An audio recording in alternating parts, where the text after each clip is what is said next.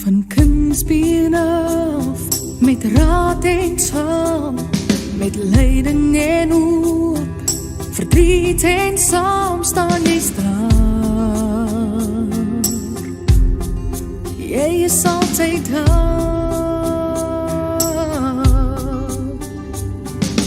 Dit wat ons doen, ons liefdes, ons vreugdes, ons plekke, ons thuisdes, tot daar waar ons reis, jy is daar.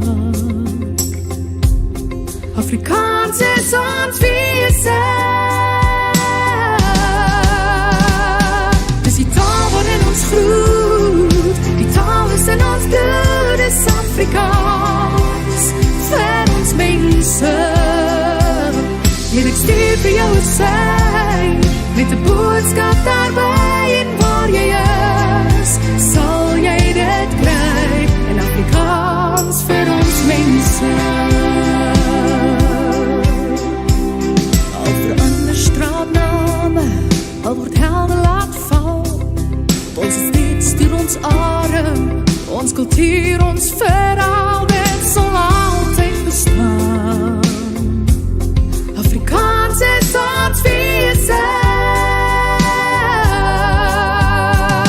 Dis die taal waarin ons groet, die taal is in ons bloed, is Afrikaans, vir ons mense. En ek stuur vir jou 'n sein, met 'n boodskap daarby, en waar jy is, sal jy dit kry, in Afrikaans vir ons mense. Ons is daarmee gebore, die taal waarvoor ons staan, dit vloei deur ons are, ons kinders praat het saam, dit sal altyd bestaan. Afrikaans is ons wese. Dis die taal waarin ons groet, die taal is in ons bloed, is Afrikaans, vir ons mense. En ek stuur vir jou 'n sein, met 'n boodskap daarby, en waar jy is. Dis die taal waarin ons groet, die taal is in ons bloed, is Afrikaans, vir ons mense. En ek stuur vir jou 'n sein, met 'n boodskap daarby, en waar jy is, sal jy dit kry, en Afrikaans vir ons mense. Afrikaans vir ons mense. Afrikaans vir my mense. Afrikaans vir ons mense.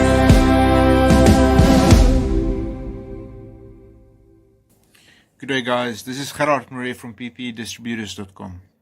I am the African division. We are inviting all COVID-19 manufacturers to come and list their product with us. Yes, that's right.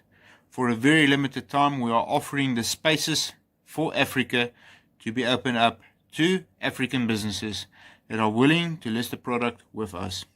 As you know, PPE Distributors is selling verifiable PPE.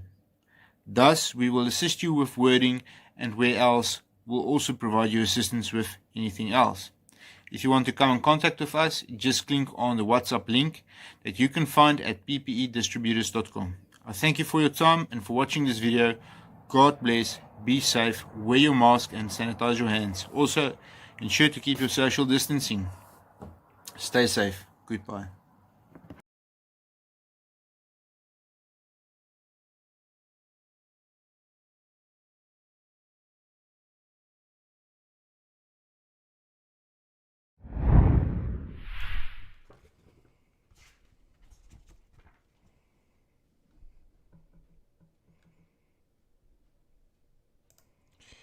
So, die man is nie normaal nie. Jy kan niks sien nie. Ek kan die bok nêrens. Oh, hi folks. Sorry, I was a little distracted there. Just reading a book here. Hope it didn't set you guys off a little bit there. Welcome to Indaba Africa. This is Chris coming to you from central Pennsylvania. Welcome. Sorry about that. I was a little busy here. I was trying to learn how to pronounce my G's and my H's correctly in Afrikaans. This is a bit of an old book there, folks. Let's see what we've got here. Betaalde bediende. Okay. Nee, ek het nie een rand. Yeah, I'm sure a lot of people can use that sentence right now. Nee, ek het nie. Where's it at? I just saw that. Ek het net een rand. There you go. All right, ladies and gentlemen, just broke this out. Listen, if you want to get an idea how long I've had this book, take a look at those pages. See the color? It's probably hard to pick up on there, but that's some really yellow pages. That's an old book. This print version is from the 9th reprint from 1989, 9th impression. 6th edition was 76, the 9th edition was 89. So I got this one in 89. Yeah, as Bruce Buster says, I couldn't speak Afrikaans, but after the first week in the army, I was fluent. Yeah, you learn fast when people are making you do push-ups, don't you? The joining of sentences by means of conjugations. Die man liest se concurrent en se vrouw luister naar die draadlos. There you go, ladies and gentlemen, Afrikaans. Don't worry, I have lots of these for Swahili, for Icelandic, for German, for Italian, for Serbo-Croatian, for all kinds of languages. Anyway, welcome back to Indaba Africa, folks. Appreciate you tuning in, catching the program. Wearing my Rugby United cap today because I thought maybe I'd try to invite the owner of the club to come on my program sometime soon. I haven't done that yet, but I've got some rugby guests coming up, so it seemed like a good time to start considering asking James Kennedy to come on the program, so I'll try to do that. H is just H. Yeah, but they don't pronounce it like an H. Yeah, yep. All right. Teen says 5 years older than the book. Okay. Some moderator give tunes a timeout. No, I'm just kidding. don't remind people how young you are. Okay. So let me say hello to folks. Let's see who's all here. Ranger Jakes was here before the hour started. Robert ZA. I saw Robert over at Ronaldo Ho's channel. Hi, Ursula. Morton Christie. Slot. Good to see you. Jake. Morton Artie. Yanni. Hey, Yanni. Notorious G. I do hope you appreciate the ad at the beginning there. Gerhard Baileved, Nant, good to see you there. Notorious G. And Marie Jenkins, welcome. Alistair Ross, Robert Z.A. I already think I said Robert. Dachaboy, good to see you. Now I'm seeing the same names. Tunes, good to see you. Bruce Busters, Gareth, welcome. And who else we got there? Okay, I think that's everyone who's jumped in the chat so far, but there's more of you here than I see in the chat. Yeah, the Notorious G says thank you. You're welcome, most welcome. It's my pleasure. Okay, so folks, welcome in. For those who were able to tune in earlier, I did something slightly different. I called it Translating the News, which obviously is an analysis and opinion program. And played some, breaking news music. I hope you enjoyed that. Those who weren't able to catch it, don't worry. You can go back and watch past streams. It's on there. At the moment, I don't have a guest for Saturday's program. I've had a guest every Saturday for like 3 months now, and I haven't booked anyone for Saturday yet. So I'm looking to see how to do that for Saturday. If I don't book a guest, then I'll make it a call-in program. People will be able to call in on Zoom. So I'll let you know. You'll know either before Saturday or sometime tomorrow. Tomorrow on the channel, we have Giselle once again. Special feature for Giselle at 5 p.m. in Gaborone and in Johannesburg. It will be 11 a.m. Eastern Standard Time here. That special feature is to celebrate the release of all of the singles from her album, Fitlands Mensa, on digital platforms. So we will be celebrating that tomorrow, ladies and gentlemen, so feel free to check it out. Get Sleepy Joe and discuss his recovery plan. Gareth, is that his recovery plan for himself or for America? Yeah, exactly. All right, so let's see what else. People got to say here in the chat, catch up. Notorious G says, I'll be your guest. What are we going to talk about, Notorious G, if you're going to be my guest? Why are we here? More important, video in Washington Post, Biden speaks an economic recovery plan. Yeah, well, that recovery plan, I'm not impressed with. But then there's very little that Joe Biden has ever done that's impressed me. I don't take plagiarists very seriously. The man is a plagiarist. He's a known plagiarist. He's a why in Detroit? Okay, that's someone's asked that several times. Let me reach out to him. I've not done that. Do you know him, Daka Boy? Anybody knows Viant Detroit? If you know him, ask him, send him a note real quick and ask him if he would be interested in coming on here. His videos are in Afrikaans, so I don't really know. Yanni's a good, Marie makes a good point, Yanni, but I don't know if Yanni wants to be out there and just expose all that. He was okay with with the spouse coming on, talking about her business. But I don't know if he will. Hey, Azioba, good to see you. Do you think Joe Biden will choose Kamala Harris as his VP pick? It would be a sound strategic move to court votes. Yes and no. Kamala Harris is an empty vassal. She's a known liar. She is a known hypocrite, and she is a fiction teller. And she has so many things that she did as Attorney General in California that can be called on the carpet and exposing her, that she would prove to be a distraction. Not to mention her racism and her bigotry, which is endless. There's so many quotes you can pull up to show all the things she said that are racist and bigoted. So I don't know if Kamala Harris will be the pick, but Joe Biden's not a very bright guy, so maybe he'll pick her. I think right now the smart money is on Tammy Duckworth, the vile, disgusting veteran who uses her amputations and her status as a woman of color when it's helpful for her, just like Barack Obama. Today I'm black like me, but last week I was white when I was in Iowa talking about my grandfather landing at the beaches of Normandy. Same with her. Now, you cannot belittle my comments because my ancestors from my father's side, which is white, served in the Revolutionary War. So I say we can tear down George Washington and your opinion no longer matters. Yeah, that vile individual I think is near the top of the list for Sleepy Joe right now.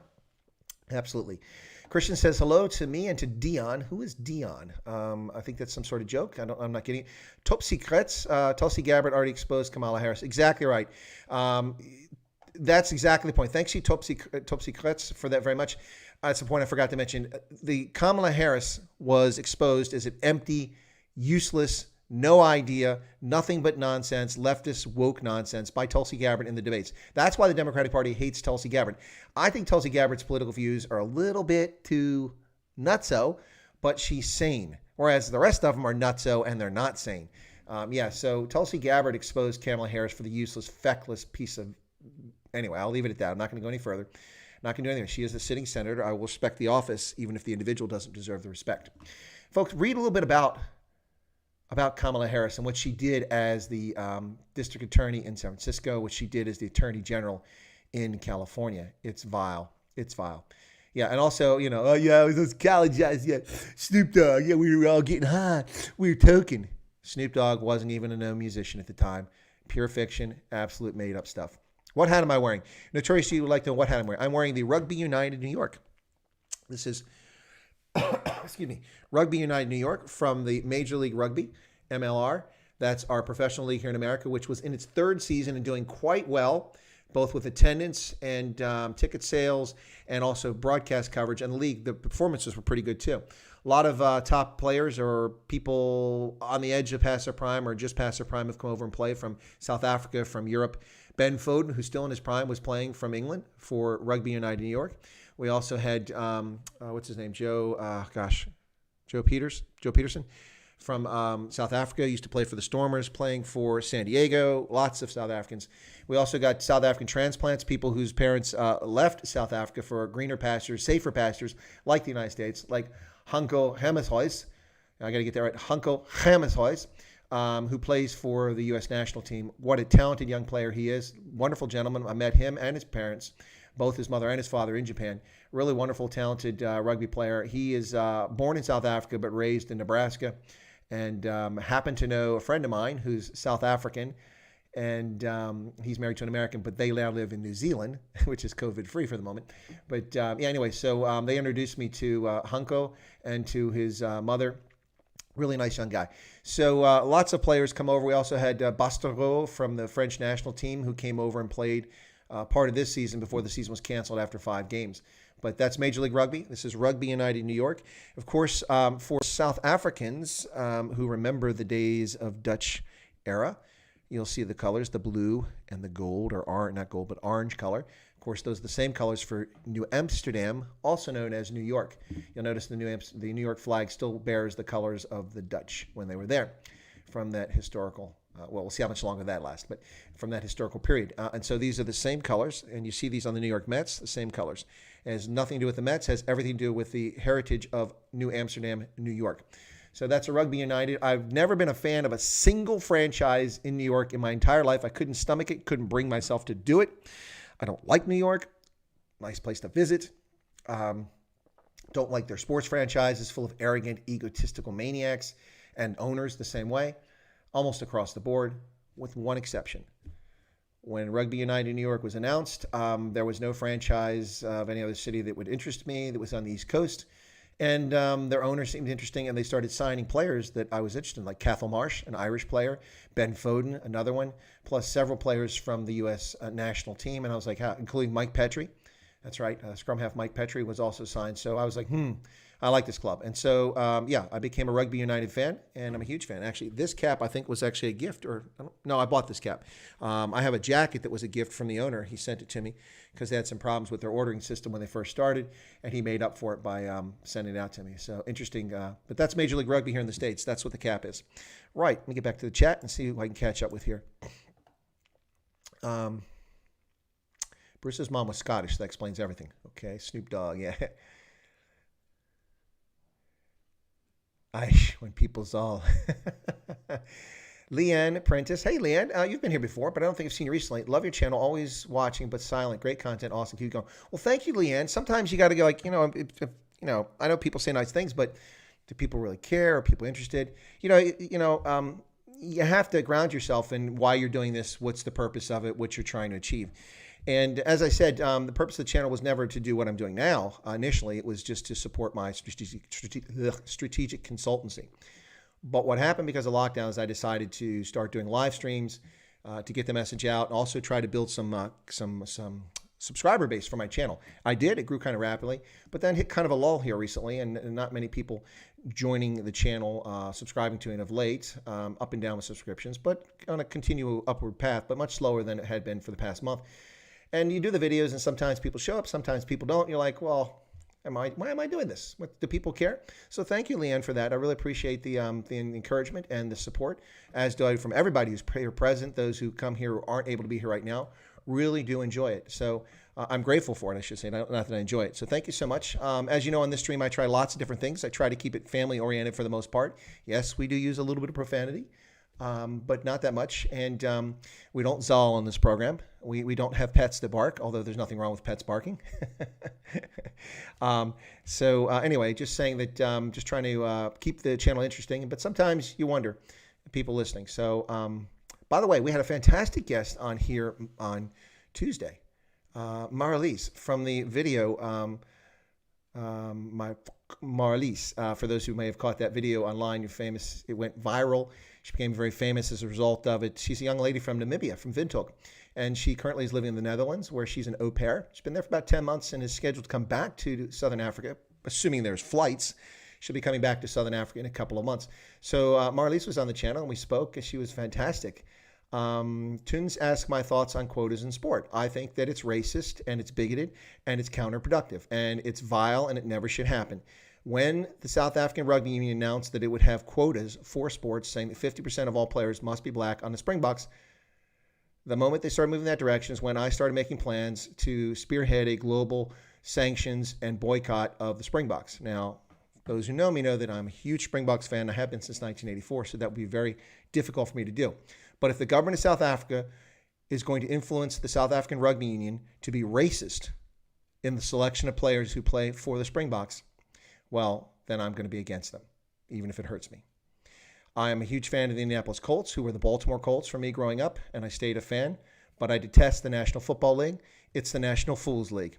Their stances, their games they're playing right now have made them a vile and disgusting and bigoted league, and I have no interest in them. So I will not ban, but I will not follow the NFL. I'm not going to tell other people not to do it, but I'm not going to follow it. They no longer receive any of my money in the form of subscriptions, television packages, or buying their kit or anything. No, thank you. Yep, Hendo, that was the video. Yep, so let me get back. There were some questions here that I want to make sure I answered. How did I miss? I saw another question, but I missed something. Okay. Sorry. What's your view on copyright law, Digital New Millennium Act, and privacy rights? This is too often neglected in politics and sorely needs reform in today's digital age. Well, I agree, Azioba, and that's one of the reasons why Donald Trump was so insistent on the U.S.-Mexico-Canada Trade Agreement, USMCA, because the NAFTA, North American Free Trade Agreement, did not adequately address copyright, specifically digital copyright protections and intellectual property protections. And as a consequence, the U.S. was losing hundreds of billions of dollars not to Canada and Mexico, but through Canada and Mexico as people purchase things as a result of our intellectual property being misused or stolen. So one of the reasons for renegotiating that agreement was to fix that loophole. Now, one of my major concerns and issues with the African Continental Free Trade Agreement is exactly that. I have been talking about this. Now, to be fair to the African Union, the intent was always that the copyright and the trademark and the intellectual property protections would be something that would be discussed in January of 2021 at the African Union Summit. But I don't think that's going to happen now. The excuse will be used of COVID-19 to delay that. So a continental-wide free trade agreement is nonsense. It's bogus. It's utter horse manure if it doesn't have those things in it. So, Azioba, my view is that those are absolutely essential. And anybody thinks it's perfectly okay to steal other people's stuff and not give them credit for it or compensation if it's appropriate is wrong. Now, that's kind of ironic because I get copyright claims every day when I play on here, and I'll get one again because I played Philins Mensa. But I have the license for that music from the artist. And I have relayed that to the third party who keeps falling down on the job and keeps saying that I don't have their license to it. They don't give me an opportunity to send them a letter or to send them anything to confirm it. The only thing YouTube does is give you a block to check it out, fill in the information. Do you have a license? Yes, I do. From the artist. This is when I got it. And then, anyway, so I don't want anyone to get the impression that I don't believe in copyright. I believe absolutely an artist should be able to protect their content and profit from their originality. And exactly right. I have never stolen software, and I don't advocate. I use shareware, and if it's appropriate and I can, I give a little contribution to help out the people who wrote it. But I've always bought original software from stores, even when my income was less than $100 a month.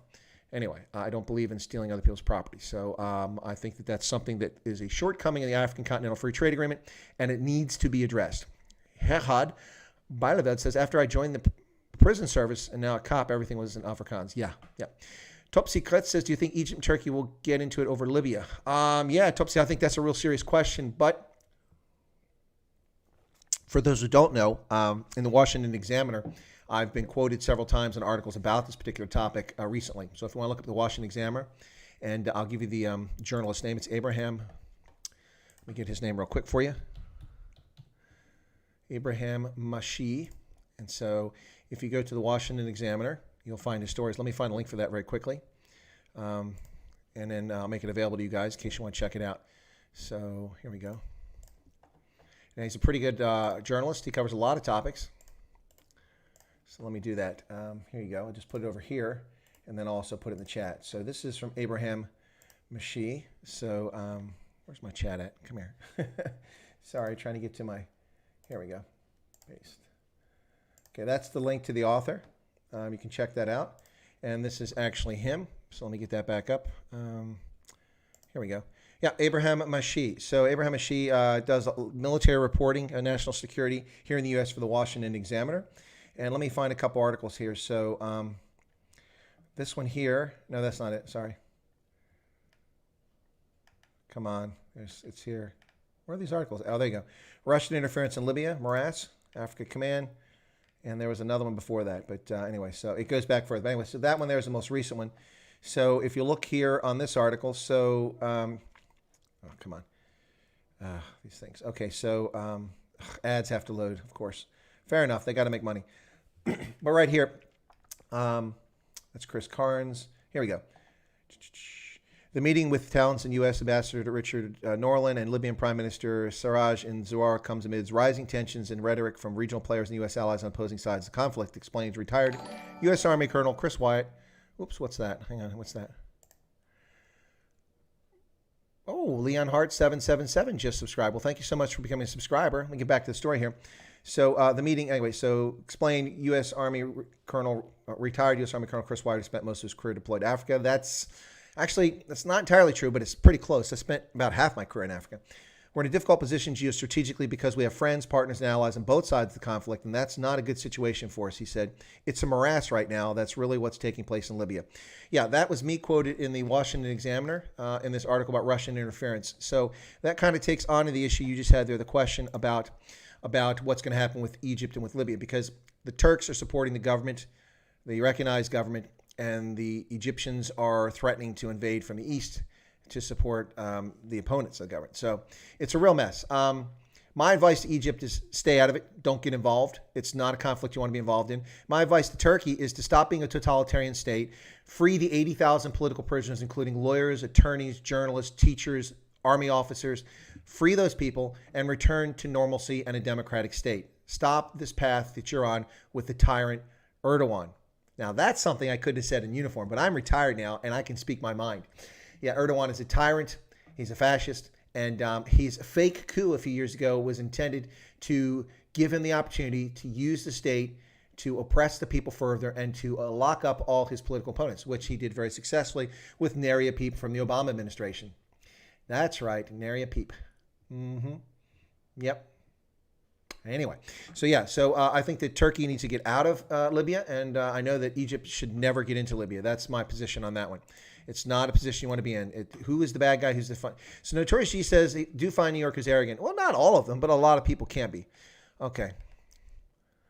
Didn't care if people would come. What was that? Let me see this. Karen, says, I'm not too much of a chat person, but always watching live when I can go and watch another video I missed. You're an interesting person. Well, thank you so much, Karen. I appreciate that. Yeah, folks don't have to feel like they have to chat. Some people like to be anonymous and just enjoy the program.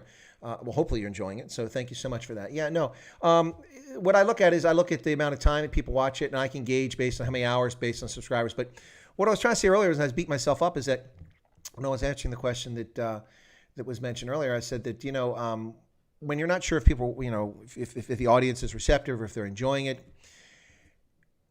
When I went into Facebook on Wednesday, Tuesday, when Nadine was supposed to be here on Wednesday, so she was live streaming on Tuesday. So I went and she was in a hotel room, and she just went online, and she had about 250 to 280 people watching her stream. She has 93,000 friends on Facebook.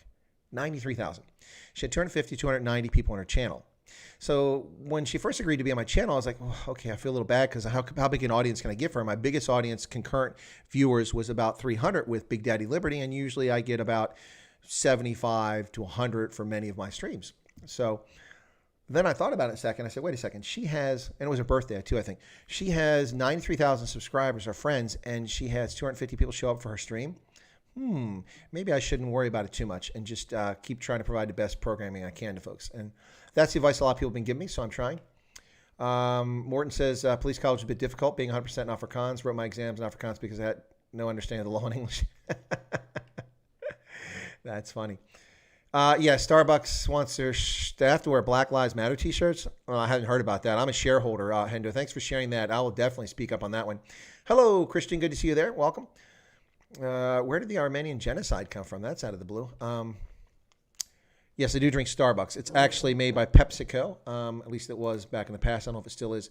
And I do like Frappuccinos, the big ones with all the sugar and caffeine in it. But I'm not a coffee drinker as such. I'm not really a fan of it. I think the coffee is an evil substance invented by Satan to enslave mankind. Anyway, so let me actually, speaking of Starbucks, folks, some people can't watch the live stream but do watch it. That's true, Hendo. That is true. Turkey. Okay, so let me go back to the Starbucks thing. I have found it here somewhere. There it is. Okay, this, now you're going to like, well, some of you may not like a reaction to this, but this is my reaction. CNN says that Starbucks will require customers to wear masks, which just came out 3 hours ago. Starbucks will start requiring customers to wear facial coverings or masks in all 9,000 of its company-owned stores American stores beginning July 15th. The mandate is part of Starbucks' continued effort in prioritizing the health and well-being of its employees and customers during the pandemic. Now, I challenge Starbucks to give us a single case of an employee who contracted COVID-19 from a customer who wasn't wearing a mask since they reopened their stores. Go ahead. How many cases? You haven't got none. None.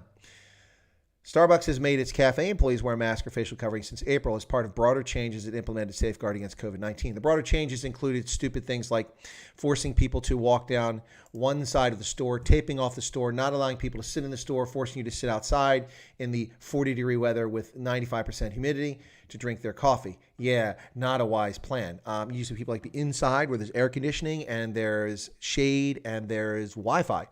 Anyway, so as a Starbucks shareholder, I'm apoplectic at this idiotic, moronic decision to require customers to wear masks. You see, this totalitarian step is required only in some localities in this country, not the entire country. Only some places have governors and mayors overstretched their legal authority to impose this thing. Now, if you don't believe me, go watch Dan Bongino, who went off on this topic, and he's correct. These people have no legal authority. They're just making up the law, whole cloth. Okay, you can't wear a mask. You must wear pink underwear. You all men have to wear sports bras. What kind of nonsense is this? They're not even requiring people to wear N95 masks. Why? Because they're not even available, except in small numbers. So Starbucks requiring its customers to wear a mask, guess what? Sec. So long, Starbucks. And I will ensure that the next time, for the next annual shareholder meeting, if I can't be present, I will make sure that I put forward a proposal about the senior leadership of Starbucks, and it's time for a change on the executive board, as well as the current chief executive officer, chief financial officer. Time for them to leave if this is how they run this company. Anyway, no nationwide mandate to wear masks exists. The Centers for Disease Control says everyone should wear a face cloth cover when they go out in public. Face coverings are meant to protect other people in case the wearer is unknowingly infected but does not have symptoms. That's true. That's the first thing I've heard from the Centers for Disease Control that's actually true. Thank you so much for that. Wow. The CDC said that face coverings are meant to protect other people in case the wearer is unknowingly infected but does not have symptoms. That's absolutely true. Absolutely true. The photo on the stream, I have to go back and see what that was. I don't recall which picture I put up. So I pick a different picture every day. So let me go back and look at that very quickly. And why is everybody leaving? Nobody's saying goodbye. All right, back to this. Let me come over here. And all right, so, oh yeah, that is a restaurant in Massachusetts. It's a German restaurant owned by ethnic Germans, no longer, but it's still run as a German restaurant. And that's inside the restaurant. Those stained glass images, quite lovely. Quite a lovely. I can't think of the name of that right now, the name of that restaurant. But it's in Springfield, Massachusetts. Lovely place. Let me see if I can just do a quick check on that. The name is, it's like the Student something. Springfield, Massachusetts German restaurant. On Google, turns up the Student Prince. Yeah, that's the name, the Student Prince. Lovely place, quite a lovely. In fact, let me try to find that here. The Student Prince, there it is. I can show you this guy. Springfield's best al fresco dining. I don't know about that, but they had some pretty good German food. So let me copy, boom, okay. We'll move this over to the other side where you guys can see it. Okay, right, and let me go back to the stream here. Anybody left? Everybody leave while I was doing that? Okay, and I will open that up very quickly for folks to see. Okay, so this is the Student Prince, Springfield, Massachusetts, at a building called the Fort. That's the outdoor dining area that you see there. Actually, across the, yeah, right there. They've got the street blocked off. That wasn't like that before. Okay, yeah. So been around since 1935, and our story. Here you go. So some pretty good German food.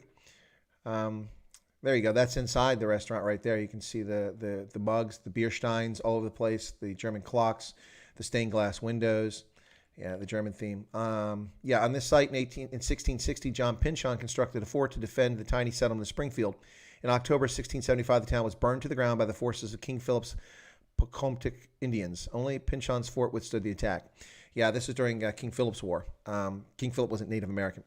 The Student Prince has been a Springfield landmark since 1935. Back then, it was just a bar and booth area with about 20 beer steins in a wall. Yeah, there you go. So that's the Student Prince. Right. Okay, so let's see. Yeah, that's where that came from. Yeah, Hut. That's where that picture's from. Okay, yeah. So yeah, that's what that picture is. That was on the banner for starting this thing. How many N95 masks do they want? Okay. Okay. What's ridiculous? What's ridiculous? Shirt, no service, no mask, no entry. Yeah, that's where Starbucks is going. Christian says, I've been through YouTube videos. You don't have Facebook or Twitter profile. Not going to subscribe to bogus website just to confirm your claims. Please do better. Well, Christian, there are no bogus claims. You're already subscribed to this channel. I've got the email confirming you did subscribe to it, one of the few that YouTube bothers to send to me. So maybe you've unsubscribed. That's your prerogative. Bogus claims. I guess perhaps that Christian needs eyeglasses. That must be what's going on here. I think you need eyeglasses, Christian. Let's help you out with that. So let me look over here, since obviously you're having trouble, and we'll take a look at this. About. Well, it's actually It is not there. I guess it was just in the video description I said, so that's something. Ain't that? Okay. Well, I gave the information earlier, so what are you confused about, Christian? That's what puzzles me. I don't understand why you don't understand how to find it.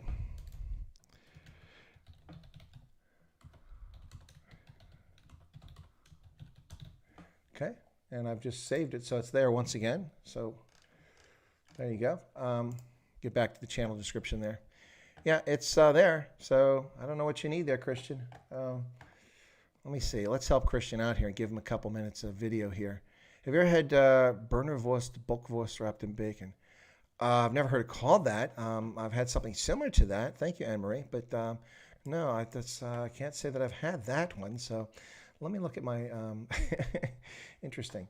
I want to go to my, shoot, now it's not playing nice. So I want to go to my playlist so we can pull up something here very quickly and play something.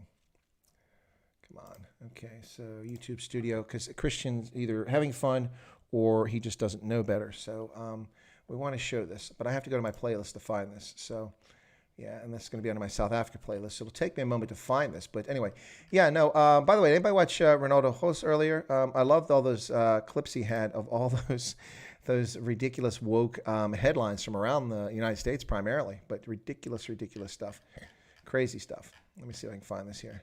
So trying to get to it. Should be way back at the beginning. Why is that? These are in reverse order now. That's odd. Huh. I'm not finding this video. That's really strange. Well, let me just do a Google search. There we go. So what we have to do is the series on this. So what I'm looking for here is Great Decisions.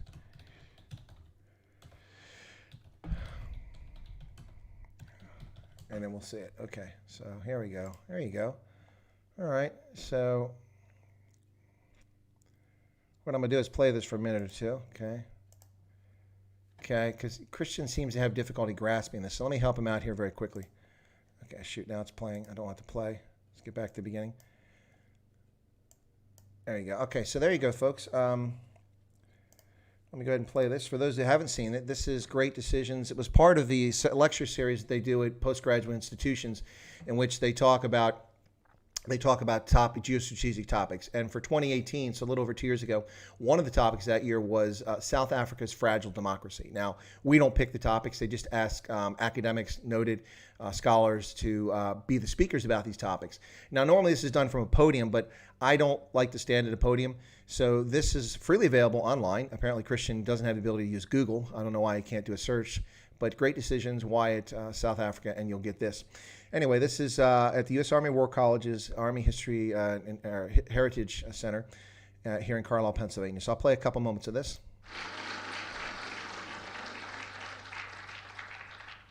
All right, can folks hear me in the back?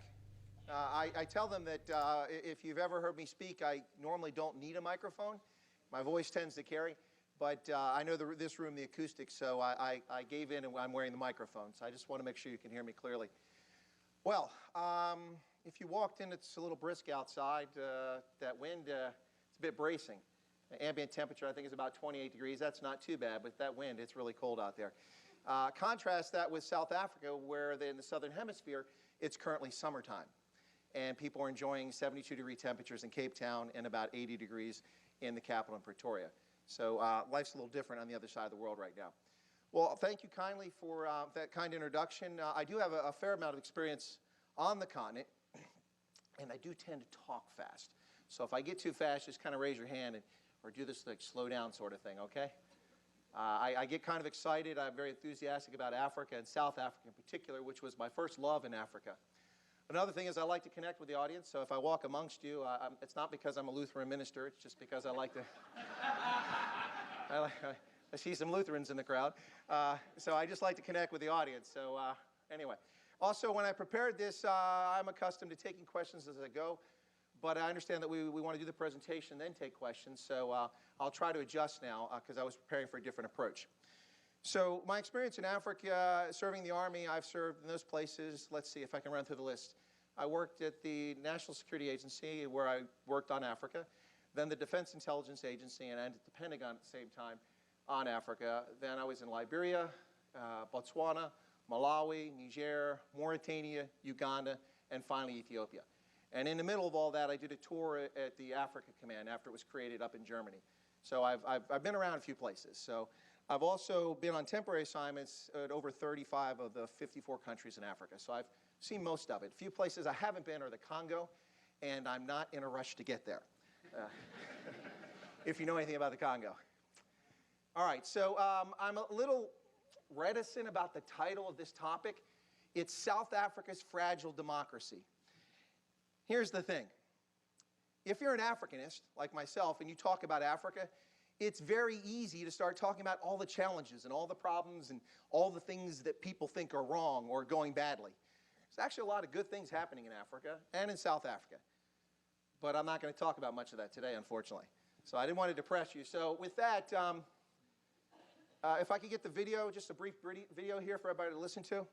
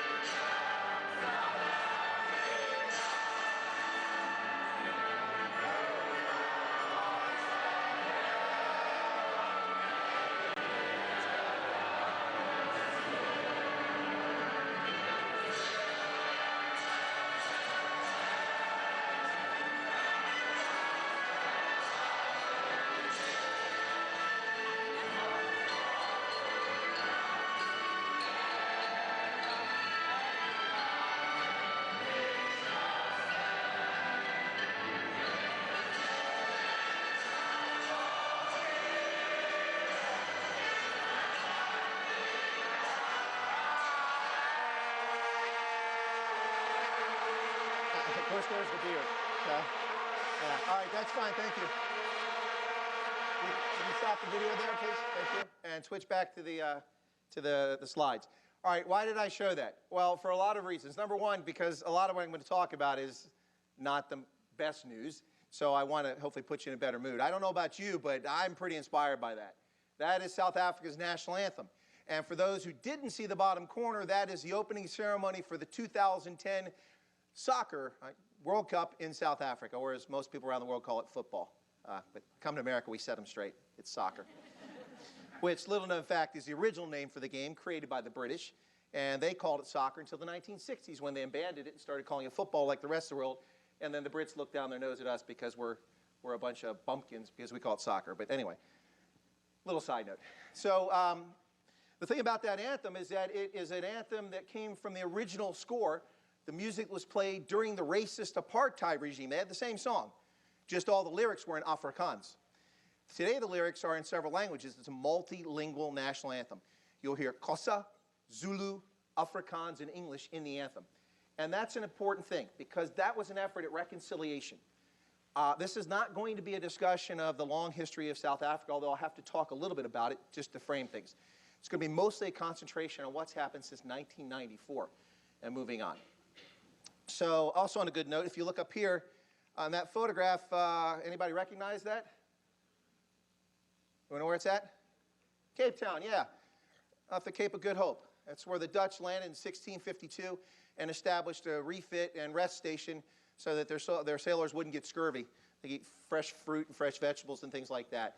And where Europeans first came into major conflict and contact with Africans in South Africa. There's a picture up here of a different group of South Africans. You can see that South Africa people come from many different races and different ethnic origins. and speak many languages, as we'll discuss. So, I don't know if you remember this commercial, and this is important, I think, to set the framework. As Americans, most of us in here are Americans, there's a few who aren't, but most of us as Americans, when we think of a democracy or a republic, we have a particular perception, right? The way we do things. The way we go, where people run for office, how people get elected, and how our government is organized. Well, South Africa's democracy is not your father's Oldsmobile. You remember that commercial? Yeah, me too. So I thought that that would be appropriate to call it that. So it's not what many of us know or understand as a democracy. Does that mean it's not a democracy? Of course not. It is a democracy. People get to vote, and their vote makes a difference, and they elect governments. But the way they do it is a little bit different than the way we do it. And when we question or judge how South Africans do things, it's important to understand that it may be because of the structure of the system. And so that will be a part of this discussion. First off, South Africa has 3 national capitals. Well, last time I checked, we have 1. It seems to be getting more influential by the day, and as more and more businesses put all their headquarters around Washington so they can be close to the seat of power. But South Africa has 3. Cape Town, which is the legislative capital and where the parliament sits. Then there's Pretoria, which is the administrative or executive capital, and the government actually runs out of there. The national government is run from Pretoria, or as it's called today, Shwana. The name has been changed, but for the world, they still leave a small part of this town is called Pretoria so that embassies don't have to change their addresses and people don't get confused. And then the third capital is Bloemfontein, which came from Dutch as an Afrikaans word, which means blooming fountain. It's in the middle of a very dry area, and so there was a spring there, and they named it after that. Bloemfontein is the judicial capital. So 3 capitals. That in itself is different and unique. I don't know of any country around the world that does that. Also, this is a result of the apartheid era. The apartheid government had these 3 capitals. When the all-race elections took place and majority government came in under the African National Congress, they retained these capitals. And many of the structures that still existed today are antecedent roots. Their antecedent roots come from apartheid-era South Africa. So there are 3 levels of governance similar to the United States, although we have a few other layers if you look at townships and things like that. But South Africa has national government, provincial governments, or states, if you will, and then local municipalities. Now, the municipalities are interesting because at the end of apartheid in 1994, the official date, there were approximately 2,000 municipalities around the country with city councils and mayors and things like that. They built a new constitution, and that was refined. The number was reduced, and ultimately today, that number is actually lower. I just looked, it's conflicting information. There are probably about 235 municipalities. Well, what does that mean? Well, if you are from an opposition party or a small party that's ethnically based, and you come from a small town where you run for office, and there's 3,000 voters, you only have to win a majority of 3,000, your party gets elected, and you get experience governing as a mayor or a city councilor. But if that small town is absorbed into Johannesburg, where your 3,000 votes don't matter in a city of 4 million people, then your opposition party is not going to get that experience.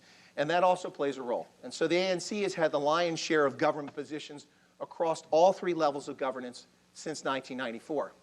That in itself creates a challenge for South Africa. So, when you run for the House of Representatives in Pennsylvania, you go register. Hopefully you're not a criminal, so you stay on the list. You run for office. Well, some become criminals after they get in office. You run for office. I didn't say that. Did you turn off the recording? So, in South Africa, voters don't vote for the members of parliament. What do I mean by that? Well, if you want to run for office, you don't go register for office. Your party selects who will get the positions. You as voters go to the poll and you have a choice. The registered political parties are listed. You vote for a party, not for a candidate. Think about that for a second. If you like Trump or you didn't like Trump, it wouldn't matter. You wouldn't be voting for Trump. You'd be voting for the Republican Party, the Libertarian Party, the American Communist Party. They're still around, by the way. There's not many of them left. Or the Democrats, or whoever the party is. You would not vote for the candidate. Think about the impact of that. So what that means is that if the ANC wins 60% of the electorate, they get 60% of the seats in Parliament. And they choose who serves where. Now, does that matter? Put this in context. I presume that most of you are either from Pennsylvania or you live here now, of course. So if you are from California, I suspect that you may have different thoughts or values, even though we're all Americans, about how you address your local government. But what if you voted in the election this fall or next fall, and you voted for your party, and the person that represents you comes from Oregon and moves here and represents you? Who do you think they're going to respond to? You as the voter or the party that put them there? Think about that. So that's a challenge. This is what's known as a party list or proportional representation. Very different than our system. Very much a parliamentary system. And then South Africa's government's a little strange because it's a mix of parliamentary with some systems similar to ours. And I'll explain that a little bit as we go forward. So they have a bicameral legislature, like we do, House of Representatives and the Senate. They have the National Assembly, which is what we normally think of for South Africa's parliament, which has 400 members in the National Assembly, and the National Council of Provinces, which, similar to our Senate, is the upper house. But it doesn't get as much attention. It only has 90 members. South Africa has also had some interesting things under its constitution. By the way, if you've read our constitution, it's pretty succinct. It's rather short, isn't it? The United States Constitution doesn't take a long time to read, unless you're really trying to read slowly. South African Constitution is 176 pages long. It's considered by most analysts around the world to be the most liberal constitution on the planet. It enshrines rights for all sorts of things and all sorts of people. And it is considered by many to be the most fair and most comprehensive constitution. But I will tell you that I can't profess to be an expert on it. I'd have to refer to it because I can't remember 176 pages of anything, let alone dry legislative things. But there are some things that take place in South Africa which have an impact on their democracy. Now, this is no longer in place, but it had a role in ensuring the composition of the parliament until 2009. It was known as the floor crossing exercise. Now, think about this. This is important because we talked about the parliament or the party list and selecting people based on proportional representation. So, in the early part of the Ot decade, or after the turn of the century there, a opposition party asked, because they were merging with some other opposition parties, and they wanted to be able to form a bloc. Prior to this law that was put in place, if they merged, they would lose their seats in parliament because someone would leave one party and join another party, if you're following me. So let's say you're green and you're red, and because you're opposition parties, you want to merge after an election, you do that, well, you'd have to give up all the seats on one side. So the minority parties asked for an exception to this, and they passed legislation that allowed for floor crossing. And what the floor crossing meant was that during a 2-week period in every parliamentary session, any member of any political party could change political parties. So if you were in the National Party at the time, or the Democratic Alliance, you could join the ANC, or vice versa. So think about this for a second. If you're the party in power, and you hold the keys to governance, and you run the budgets, and ministers and deputy ministers get luxury BMWs and Mercedes as a perk of their job, housing allowances and staffs. If you're the ruling party and you want to up your members of parliament, what might a neat tactic be? To offer something like that to people from the opposition party. Now, people do that in government. Patronage is not unusual. But what it does is disenfranchise the people who voted because they didn't vote for that person. They voted for their party. And now during this 2-week period, which I consider to be anti-democratic, you can leave the party that voted you in and join the other party, leaving your party in a weaker position. This, fortunately, went away in 2009. They eliminated this provision. You can see the insidiousness of this. It's a real danger. There was a period when the Democratic Alliance, which was the main opposition party, for the first time ever, woke up and realized that mostly white voters were paying attention to their party, and that if they want to govern South Africa, they have to appeal to more than just white folks. So they made a concerted effort to get more black Africans to join their party. And again, they get to select who the ministers will be. So they picked 5 or 6 black African ministers who joined their party, and then when they got their seats based on the percentage of votes, they put them into parliament. The first floor crossing exercise, every single black member of the Democratic Alliance left the Democratic Alliance and joined the African National Congress. Now that in itself is bad, but it gets worse because what did the African National Congress do? See, it's the party of the whites. They don't like black people. Look at this. You can see the perversions that take place with this going both directions. Fortunately, this disappeared, so it's no longer in South Africa's law. The parties select the MP or member of parliament, not the voters, I mentioned that, and the location. So one of the problems we had in the Western Province a decade ago That's the area around Cape Town. The ANC won governance of the province for the first time. In the first elections in '94, they didn't win. The opposition party won. Then they retook it later on. When they took control of that province, they used their term, we deployed our cadres. I'm sorry, I've been in the Army since the Cold War, and I remember fighting the Soviets, or at least preparing to fight the Soviets, so when I hear cadres, I get a little bit nervous. It makes me a little, but the ANC talks, that's their vernacular. We're deploying our cadres. They took people who were not from the same region, and at the time, the largest percentage of people who lived in the Cape Town area were white European descent, or mixed race, or as they say in South Africa, colored, which is not a 1950s racist term in America that we're accustomed to, but actually it's a term that most South Africans who are in that mixed race group, they adhere to it, they take it on as their own, and they're proud to be called colored. So I just need to put that out there so you don't think I'm stuck in Selma in 1956 here. So mostly whites and mostly colors lived in Cape Town. What did the ANC do when they took over? They took people who were loyal to the party from other parts of the country and deployed their cadres and sent them to Cape Town. And then when people came to talk to the representative in Parliament, they didn't listen to them. They weren't even the same. They were black Africans, not mixed race or whites, and they didn't want to talk to people there because their loyalty was not to you as the voter, but to the ANC. And it would be the same situation if the other party was in power. The president of South Africa is the head of state, and he also runs the government. So chief executive, similar to our system, but there are differences. Nobody voted for Nelson Mandela to be president, but he was president, right? Nobody voted for him, though. People did vote for him. People in his constituency, in a parliamentary-based system. He ran for as a member of parliament in his home district, and he was overwhelmingly, of course, elected.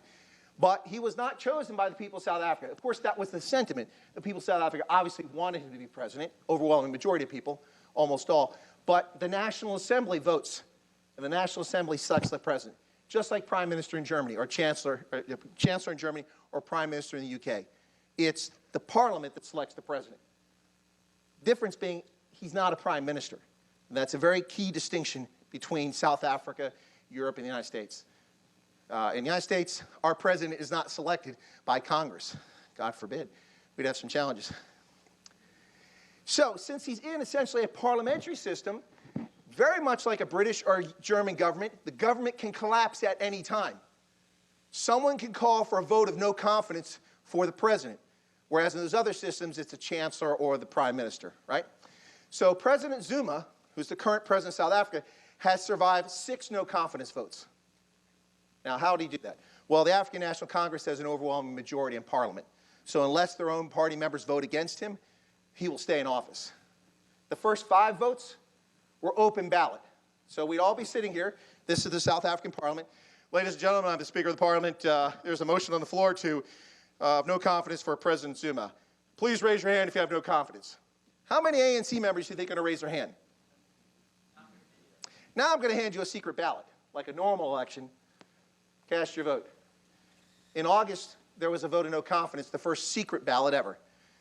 President Jacob Zuma survived in office by 11 votes out of 400. At least 35 men. We don't know because it's secret. We didn't see who voted for what. But we can safely assume that most of the African National Congress did not vote to unseat him. But there are smaller opposition parties with seats, and some of them might have voted for him to stay. And that means if they did, that more of the ANC, but at least 35 members of the ANC secretly voted to depose this guy and send him packing. So there is some dissension within the party, and this is a big result of his leadership style and a series of corruption cases in South Africa, which has really given South Africa a black eye. So the judiciary is actually independent. The president can nominate judges, and there's a series of levels of courts, similar but not quite the same as our Supreme Court and our federal district court judges. It's similar. I don't want to go into the depth, and it'd take a while to discuss it. I don't think you're here to hear about the judiciary. But the important point here is that the South African judiciary is independent. The president can nominate some of the judges, but he doesn't pick them. He doesn't decide. And it's not the parliament that decides. So Republicans can't hold up a vote. Democrats can't hold up a vote. That nonsense is gone. There is something known as the Judicial Service Commission, which is common in a lot of parliamentary countries, parliamentary systems. The Judicial Service Commission, they are the ones, it's a body of 25 people, including members of parliament, but half are politicians and half are independent members of society with the right qualifications, doctors, lawyers, things like that. They meet, they discuss this, and they are the folks who choose and approve who the judges are in South Africa. As a consequence, the courts have been very independent, and when the government has misbehaved, the courts have spanked them for it, which is a good sign. The reason I mention that is we're talking about a fragile democracy. There is a good sign that there are things in place that it's not quite as fragile as we might think it is, especially after I tell you about all the bad things happening, which is still coming. We're still going with that. All right, so 25 members. Sorry, I got ahead of my bullet there. All right, so this is what South Africa looked like on the eve of the first all-race or first majority election outcome, the first democratic election. Prior to this, only minority of people were able to vote. Mostly it was usually whites, only men in the beginning. It became a country in 1910, only white men could vote, and then only white men with property, kind of like our system in the beginning. But then women were allowed to vote. Some mixed race and some black Africans who owned property could vote, but they quickly lost their voting rights. So up until 1994, essentially only white South Africans could vote, and only those who were actually in the country at the time of the vote. You had to go home to vote. No absentee ballot. Now you can. This is what the country looked like. But you see all these little areas here, right? These green and blue and all these things. This is not working very well. There we go. So in the 1980s, the South African government came with this crazy idea that blacks don't really live in South Africa. They don't live here. They come and work in our mines, and my maid is black, but black people don't live here. They live in their homelands, or they were called the Bantustans. And the South African government used its money to create these artificial states, which are quite odd if you look at them. KwaZulu, which was the homeland of the Zulu, according to the South African government, the racist government, this is where all the Zulu lived. But in reality, let me tell you something, the Zulu lived all of this and all the way up into here. So it was a way to exclude black Africans from owning land and put them into these tiny little parcels where they could effectively not govern themselves effectively. Yes, so that's the Bantustans. But here's some things about the government. By 1990, South Africa was effectively a security state. It was a democracy for whites, but not really. It was really run by the security elites who ran the intelligence services, the military, and state organs like that, and the defense industry. They ran the country. Even though there were elections, those people made all the decisions. They were concerned about the threat of communism.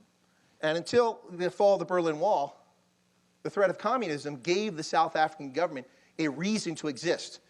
And a fair number of white voters in South Africa were much more afraid of communism and what was known as the Swart Gevaar, or the black threat, the black African nationalist threat, that they were willing to allow this government to persist, even though most people recognized it was morally wrong and it was a system that was not capable of lasting forever. Apartheid is what I'm talking about, the separateness of the races. But they used communism as a raison d'etre, their reason for being, to keep their government in power. But when the Soviet Union collapsed and the wall disappeared, the South African government looked around and said, ooh, we've run out of excuses. And this is one of the primary reasons why apartheid finally came to an end. A lot of people, and it may sound as if I don't like the African National Congress. I should tell you up front that I have a great deal of respect for the organization as a liberation-era movement that tried to end races and bring freedom to all South Africans, no matter what their race is. But they have had difficulty transitioning from a liberation movement to a governing political party. So I do have a lot of respect for them, but also, the reason I mention that is because it's going to sound like I really don't like the ANC based on the things I'm going to tell you. But I didn't do these things. The ANC did them, so you be the judge of that. But the national party that ruled apartheid South Africa was very much like the African National Congress is today with corruption. It was a patronage state in which a small white minority handed out jobs to favored friends and acquaintances and families. And it was a place in which the people who the system was set up for benefited from it, but they did it corruptly. Not everybody was corrupt, but my point is that the system was a system of patronage, and there was also corrupt contracts with defense manufacturers and things like that, because some of that's going to come up now. So in some respects, there are governance issues very akin now to what you saw during the apartheid era. It's just that most people have conveniently forgotten, especially white South Africans, that their government was corrupt and was full of patronage, and many of the things they're unhappy about today actually existed when there was a minority government. So you had, and you still have, I don't like the term third world, but it's the best way to explain this is first and third world. You had, and you still have in South Africa, a first world economy, infrastructure, and right next to it's the third world. If you go to Cape Town, you land at the international airport, the first thing you're assaulted by when you go out the airport in a cab and go into Cape Town are informal housing, townships, where people have no plumbing. Now, some of that's changed, but it's still there. And then you drive into Cape Town, and you see mansions and gorgeous houses and clean, well-manicured lawns and electricity and all the modern conveniences you can think of. So you have a developed world and an underdeveloped world right next to each other. I mean, literally a stone's throw apart. Literally. You can actually throw a stone from a housing area to a mansion in South Africa in some places. The police during apartheid were very effective, but their job during apartheid was not to protect South Africans. Their job during apartheid was to protect white South Africans and expatriates who were living in South Africa, and to oppress the majority. So they had very good secret police who were great at detaining people who showed any signs of objecting to that government. And they were also good at effectively sealing off white communities from the crime and violence. And so when the end of apartheid happened, a lot of white South Africans who were in some respects a bit oblivious, not many of them knew what was going on, but they were oblivious to the high levels of crime that were already existent in South Africa, suddenly found themselves in the midst of it. And so in 1994, if you were white in South Africa, you almost never saw violent crime. It happened, but rarely to you. Now, it doesn't matter who you are. A few years ago, Brett Keble, a billionaire mining magnate, a billionaire in the African National Congress, was assassinated in broad daylight at a stoplight in Sandton City, the most expensive square mile of real estate on the entire continent of Africa. Glitzy malls, shopping areas, multi-million-dollar mansions, stopped the traffic light, assassin came up, shot his driver in the face, and then shot him in the back seat. If you can assassinate somebody that well connected to the African National Congress in broad daylight in the wealthiest part of the country, then security is an issue. I mentioned the Bantustans. These homelands were created. They play a role later on, particularly in the formation of the new military, but I'm not going to talk about the military today. At least that's not my plan. So the South African apartheid government saw all the countries to the north of it as the frontline states, and those countries saw themselves in the same light. As black African nationalism expanded when the Portuguese left Mozambique and Angola in 1975, and then when Rhodesia became majority rule of black government in 1980 and became Zimbabwe, then Namibia became free in 1989. As this happened, the apartheid government saw black African nationalism coming right to their doorstep, and that formed a lot of their behavior at this time. And they called it the total onslaught. That was what they were concerned about. These encroaching black African states. Civil liberties were restricted under apartheid. Some of you may remember the bannings. If you remember in South Africa in the 1960s, the 70s, and 80s, people who spoke out were usually talking about white liberals who opposed the apartheid system, or university students could be banned, which meant that no one could talk to them. They would be under house arrest effectively, could never leave their homes, couldn't speak freely, and could not have civil liberties. And this happened to a number of journalists and some politicians as well. But civil liberties for everybody were restricted. They used to have pass laws in which if you were a black South African, you could only be in the cities during the daytime for work, for labor. You had to leave the cities at night, and you had to have a pass in order to go through police checkpoints. If you didn't, you could be arrested and detained. Civil liberties were constrained. Today, South Africans, for the most part, have the best civil liberties in the world. There are some restrictions on that, some self-limiting because of racism that the government has put in place. South Africa, under apartheid, had the largest economy in Africa, and officially, until just a couple years ago, still had the largest economy. But Nigeria had failed to update their economic statistics for about 15 or 20 years. So now Nigeria's economy is officially twice as big as South Africa's. But throughout its history, it genuinely was the largest economy in all of Africa. At one point, 62% of all electricity generated in Africa was generated in one country, South Africa. Of course, that's a bigger statement on how underdeveloped Africa was than it was on how developed South Africa is. Because when that was the case, only 35% of South Africans had electricity. So that tells you a little something about that. The best infrastructure in Africa, it still has one of the most powerful economies on the continent, and it still has the best infrastructure on the continent. The thing is that under apartheid, there were daily contradictions. First and third world communities right next to each other, liberty and complete restriction of civil liberty. So this is South Africa today. This is what it looked like in 1990 with 6 provinces: Cape Province, Orange Free State, Transvaal, Natal. I missed one. 1, 2, 3, 4. Sorry? Okay, yeah, so that was 1994. The country was reorganized for administrative purposes, and this is what you have today. So you have in the north Limpopo province. There's also been an effort to even things out and change things. Unfortunately, under apartheid, there were some less than fortunate or proper names for some locations, including using some profane names for some towns. A lot of that has changed, in part to reflect the heritage of groups who are near or come from these places. So what used to be the Transvaal province has been divided up into 3 provinces: Northwest Province, Mpumalanga, Limpopo, and Gauteng. Gauteng means place of gold. That's where the gold comes from in South Africa. And they were the world's largest producer of gold until a few years ago. Now they're the 5th largest producer, and the gold mines are kind of dwindling down in South Africa. Let's see. So you have KwaZulu-Natal, which is the homeland of the Zulu people, predominantly. And then you have, let's see, what else? Mpumalanga is listed up there, too. That's the place of the, rising sun. And then Limpopo is named after the Limpopo River, which is to the north. So Cape was divided into 3 provinces: the Northern Cape, the Western Cape, and the Eastern Cape. Now, this is language, and it's misleading. If you look at this, you'll see that, right here, sorry. I know I keep bouncing back and forth between the slides. That's to make sure you're all awake. So, which screen you're watching.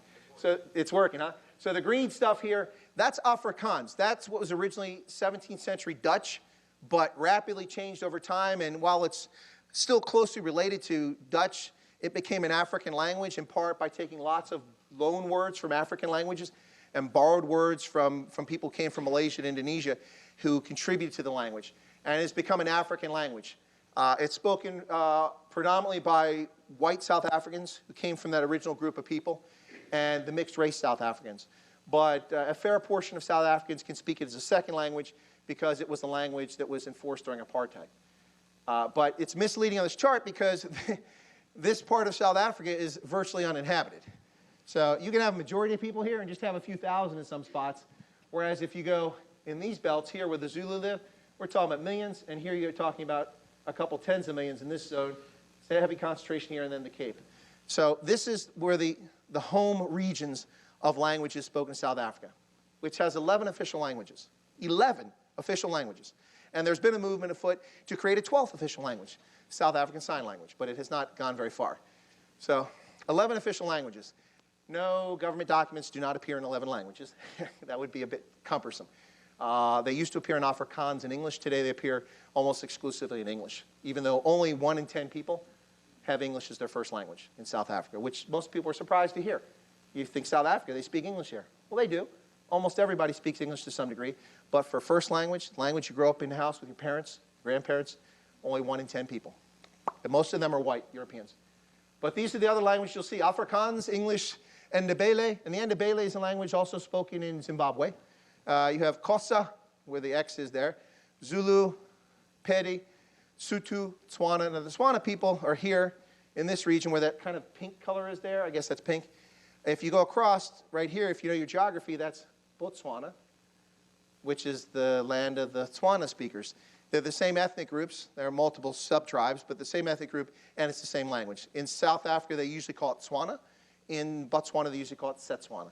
Although in this chart, for some reason, they put Setswana. It's the same thing. And then you have Swati. If you look here and you know your geography, you'll know that little carve-out is where Swaziland is located at. And the Swazi live in Swaziland and outside in South Africa. And then you have the Venda, the Tsonga, and then you have a few spots where there's multiple languages and no one is in the plurality, or the majority. So that's just a little look at the language map. Goeiedag is Afrikaans for good day.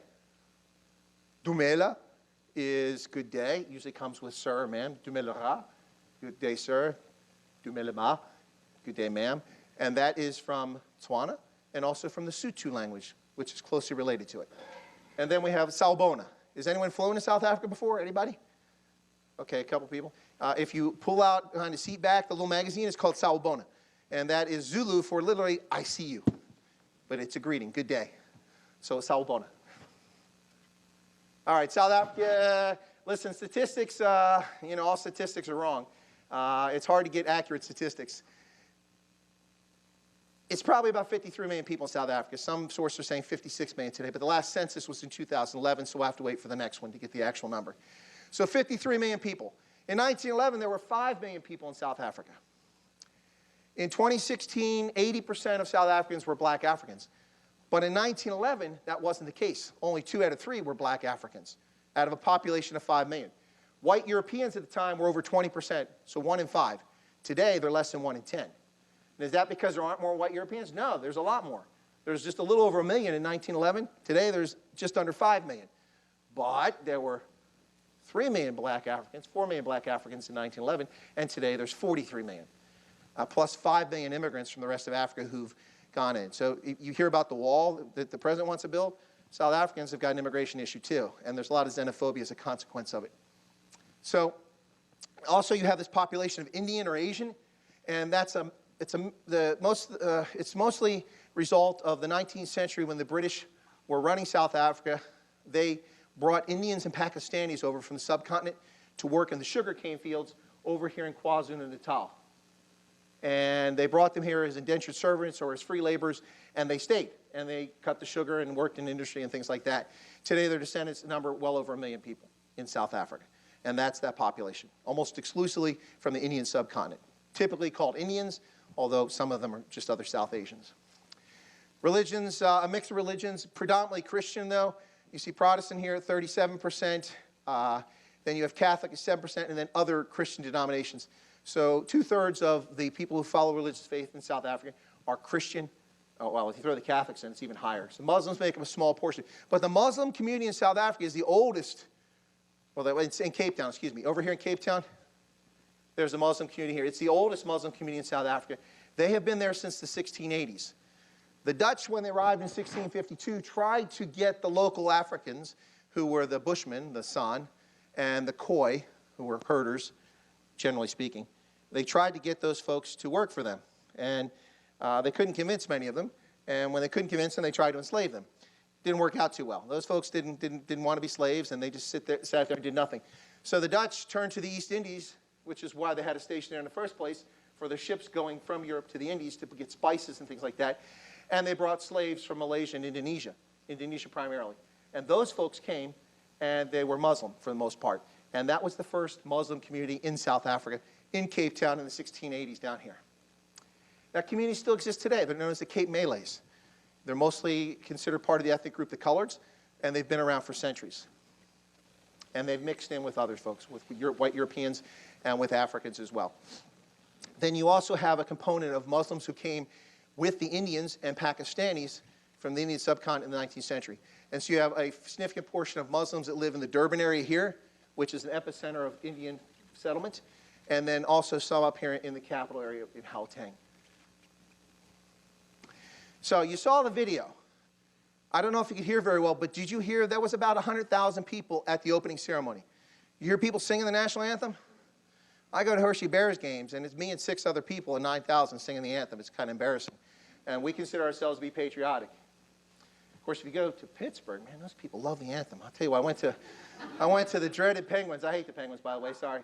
Sorry, I guess you're going to leave now, right? No, I hate the Penguins, but I do like Columbus Blue Jackets. I went for the Stanley Cup playoffs, and I stood up, and, it used to be we were prohibited out of uniform from saluting, but they changed the regulation, and now as soldiers, we're allowed to salute out of uniform. So I proudly salute every time the anthem's played, and I sing it because I know the words, because I'm from Baltimore, and if I didn't learn it, I couldn't go home at night. So you're laughing, it's true. Public school, it's not just those Catholics that do that stuff. Anyway, so I'm proud of the anthem, and I sing it. But when I went to Pittsburgh, and I just stood up, and I put my hand up to salute, and there's like 18,000 people singing the anthem. I almost fell over. But I love the Bears, but when I go there, it's me and 6 other people. I think we're going to start a club. Anyway, but if you think Americans are patriotic, oh, good Lord, South Africans are patriotic. It doesn't matter their ethnic origin. And it's not just like a lot of the world, soccer. Yeah, oh, yeah, okay, I'm from wherever. Yeah, I'm French because of soccer. No, these people love their country. They may not love their government, they may not love their history, but they love their country. I have been a few places in the world where I consider to be uber patriotic. I would say the United States is one of those. I think most of us can agree we're kind of uber patriotic. And I mean that in a good sense. Sweden. You can't go around Sweden and go past a farmhouse or a property without seeing a Swedish flag flying. It's amazing. Those people are very patriotic, and I'm still trying to figure out why. Their flag is kind of cool, so I'm not sure why. Anyway, Botswana. People in Botswana are very patriotic. If you live in Botswana, it doesn't matter if you're white, you're black African, or you're Bushman, and somebody asks you in Botswana, what are you? Hey, que Botswana? I'm a Botswana. I'm a Botswana. They forged a national identity in just 50 years. In South Africa. Woo, they're very patriotic. But these people are worse than us about complaining. Sit down for a beer or a braai, which is a barbecue, with South Africans of any group. And invariably, within minutes, they'll be complaining about the country and their government. So we have a lot in common.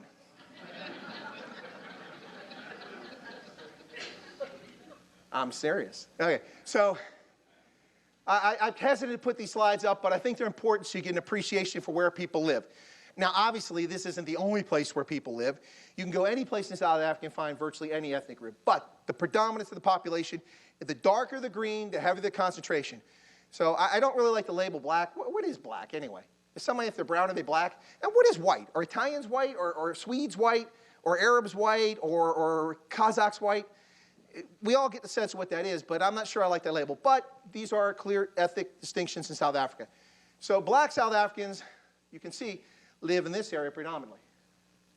Not many in the Western Cape, just a handful, right? That's the stronghold of the opposition party, which was originally perceived as the whites party, the post-independence, post-94 white party, if such a thing exists. And that's their stronghold down here in Cape Town, the Western Province. You look for white South Africans, it's lighter, but there are about 7 or 8 million white South Africans. They're down here in the Western Cape, but also up here, where all the money's at. 40% of South Africa's gross domestic product is located right there in Gauteng province, between Johannesburg and Pretoria. 40% of the entire country's output in that small zone. And about 12 million people live there, 14 million people. And most of the whites live there. And there's some that live up here in the north. Coloreds. Now look at that. I said the whites live down here, right? But look where the coloreds in South Africa live, the mixed race.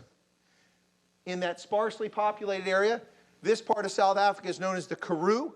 It's semi-desert, and it's pretty dry. And this rest of this is pretty dry too. And then the Western Cape. So coloreds and Afrikaans-speaking South Africans have a lot in common. They come from the same sort of people. Most of them are Dutch Calvinists. They speak the same language. And they tend to live in the same areas for the most part. And then I talked about Indians or Asians. Can you see where the green is here? Right there around Durban? This is where the majority, okay? So as only 2% of the population, it's going to be hard to do the majority in physical space. And then also up in parts of Gauteng. There are big Indian communities up there, part of the business community. All right, so some select factors here. Am I doing okay? Can I keep going? Okay. So, yeah, we should ask the audience, not the guy in charge, right? I was asking the guy in charge. Sorry, I'm in the Army. So, anyway, so social indicator. Let me point out a few things here. You can look at this chart. It's not critical. South Africa has some development issues. I mentioned a first and developing world economy side by side. A population about 56 million roughly. Life expectancy 62, but I find other sources to say it's 57. It's not as good as other parts of the world.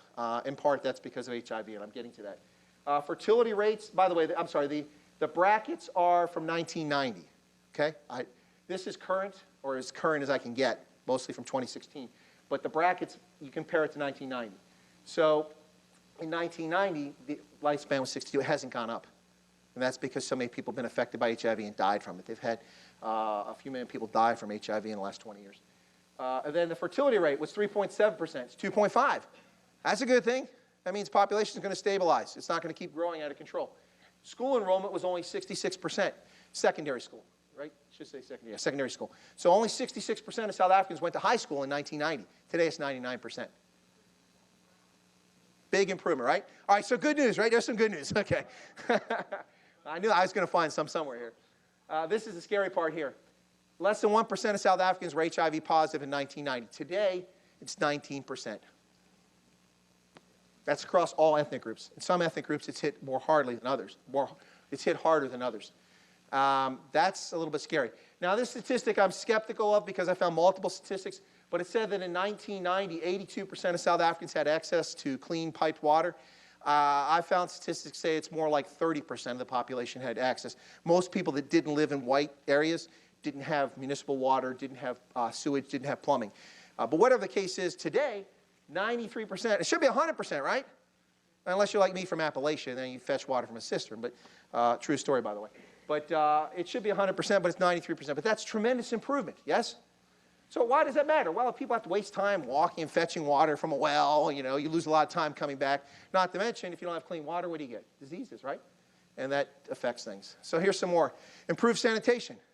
51% had sanitation, sewage, plumbing, that sort of thing. 66% today.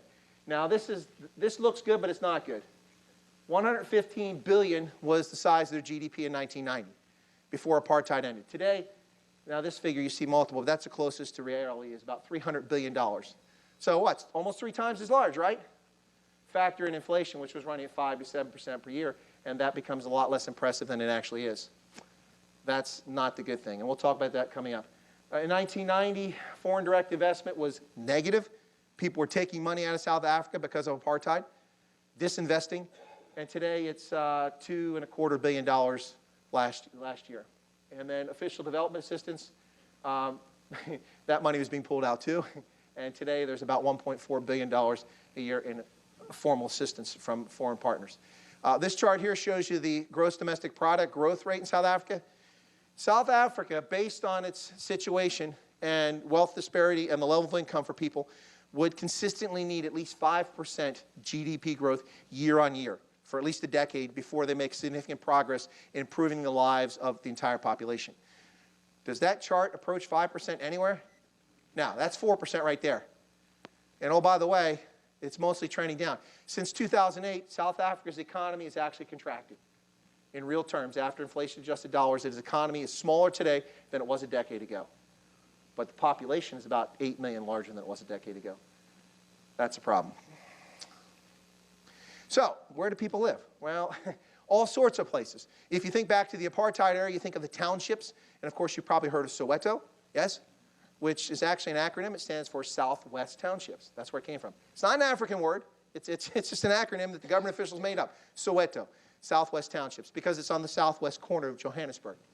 So this is Alexandria, which is in Johannesburg. That settlement right there, which is informal, mostly without plumbing, electricity, is about 2 kilometers from the wealthiest part of all of Africa, even today. Last time I was in Pretoria, or in Johannesburg, I stayed in a nice little rental place, a bed and breakfast, where I rented a house there for part of a big compound, and we didn't have water for 3 days because somebody cut the water pipeline over here in Alexandria. And I thought about it, I said, boy, can you imagine if the architects of apartheid and separation of races had realized that the water for the ritzy part of South Africa was coming through a township? They'd probably be rolling over in their graves. But that's where we got our water from. And these are some other places. You can see very expensive homes in Pretoria. This is in Soweto. Soweto has a reputation of being slums, but much of it has been developed and is quite nice. There are still slums there. And then these are government-built social housing. These two here in different parts of the country. So some of the key issues. All right, it's a young democracy, and we got to be fair with South Africa. They have been doing this for a long time. The system of government before this was not set up to benefit all South Africans. So they've only had a government that's addressing the needs of all South Africans since 1994. We've been around a little bit longer, and the concept of democracy has been around a lot longer. I mean, the Greeks, last time I checked, they're the ones that started it. So we've been messing around and playing with and experimenting with democracy for a long time. And in the Anglo-Saxon world, since at least 1215 with the Magna Carta, we've been playing around with individual liberties and rights and things like that. So this young democracy took the place of a patronage-based security state, which I've talked about before. Land. This is a very sensitive issue in South Africa, and it comes up all the time. It's interesting. There was I would say, very pragmatic decision made on land in South Africa at the conference which brought all the opposition movements and the government together, the apartheid government, plus the Bantustans, those little homelands. Their governments all came together for something known as CODESA. That was the Congress for a Democratic South Africa in the early 1990s. This big conference then negotiated out what the system of government would be, how the elections would be run, and then they put the conditions in place to create a new constitution during the first term of that government. The decision was made that there would be no valid land claims in South Africa that predate 1910. Anybody have any idea why 1910 would matter? Why would you pick 1910? Yes, sir? That was the year that the Union of South Africa was itself created. Absolutely correct. So if you're a historian and you look at this dispassionately, I didn't say fairly, I said dispassionately, okay? If you look at this dispassionately, you go, you know what? South Africa was a collection of colonies, independent kingdoms, and independent nations before 1910. The Union of South Africa Act created it in 1910. It became a country for the first time ever. Part of the United Kingdom's greater empire, but it was a country in 1910. So anything before that would be considered to be conquest or the result of settlement. Is that fair? No, but I'm sorry, folks, but that's the history of humankind. We go back to our very beginnings, and unfortunately, that's how life works. Not saying it's good or bad. I'm just saying that's reality. So I say they made a very pragmatic decision that no land claims would be considered before 1910. But people have forgotten that now, because land is still a sensitive issue. The government said that they would take approach which Zimbabwe initially took, which was a willing buyer, willing seller basis. So the Ministry of Lands would look at all farm sales, all property sales, and they would have a say and approve the sales, and the government could purchase land to redistribute to people. But there was another provision put in place, and this provision was that anyone who had their land taken from them, or their parents, or their grandparents, or any relative, or anyone from their ethnic group that's related to them. You can't just say, hey, look, I'm Lithuanian, so any Lithuanian got robbed, I get their land. No, you have to be related to them. Back to 1910. Back to 1910, when they first started imposing racist legislation to disenfranchise and take land away from Africans in 1913 with the Native Lands Act, which was amended in 1936. It's a long history. And it continued up until the 80s. In the 1980s, over 3.5 million black South Africans were dispossessed of their property, their land, and relocated to these homelands. 3.5 million. Out of a population at the end of apartheid that was only 36 million. So 1 in 10 were dislocated just in the 1980s. So this went on for a long time. But anyone could file a land claim. So if your grandparents had their land taken, you could file on their behalf, even though they've long since passed from the earth. There were 77,000 land claims filed in South Africa, and seldom talked about, but over 75,000 have been resolved to date. You wouldn't know that from reading the news. You'd think that no one settled land in South Africa. The problem is that most of the contentious issues have not been resolved. People who were taken from a city area like Cape Town, which had an area known as District 6, and they were moved to allow for another settlement to take place, they're not going to get that land back as a practical matter. The government offered them cash. People took the cash, so one claim settled, another claim settled, another claim.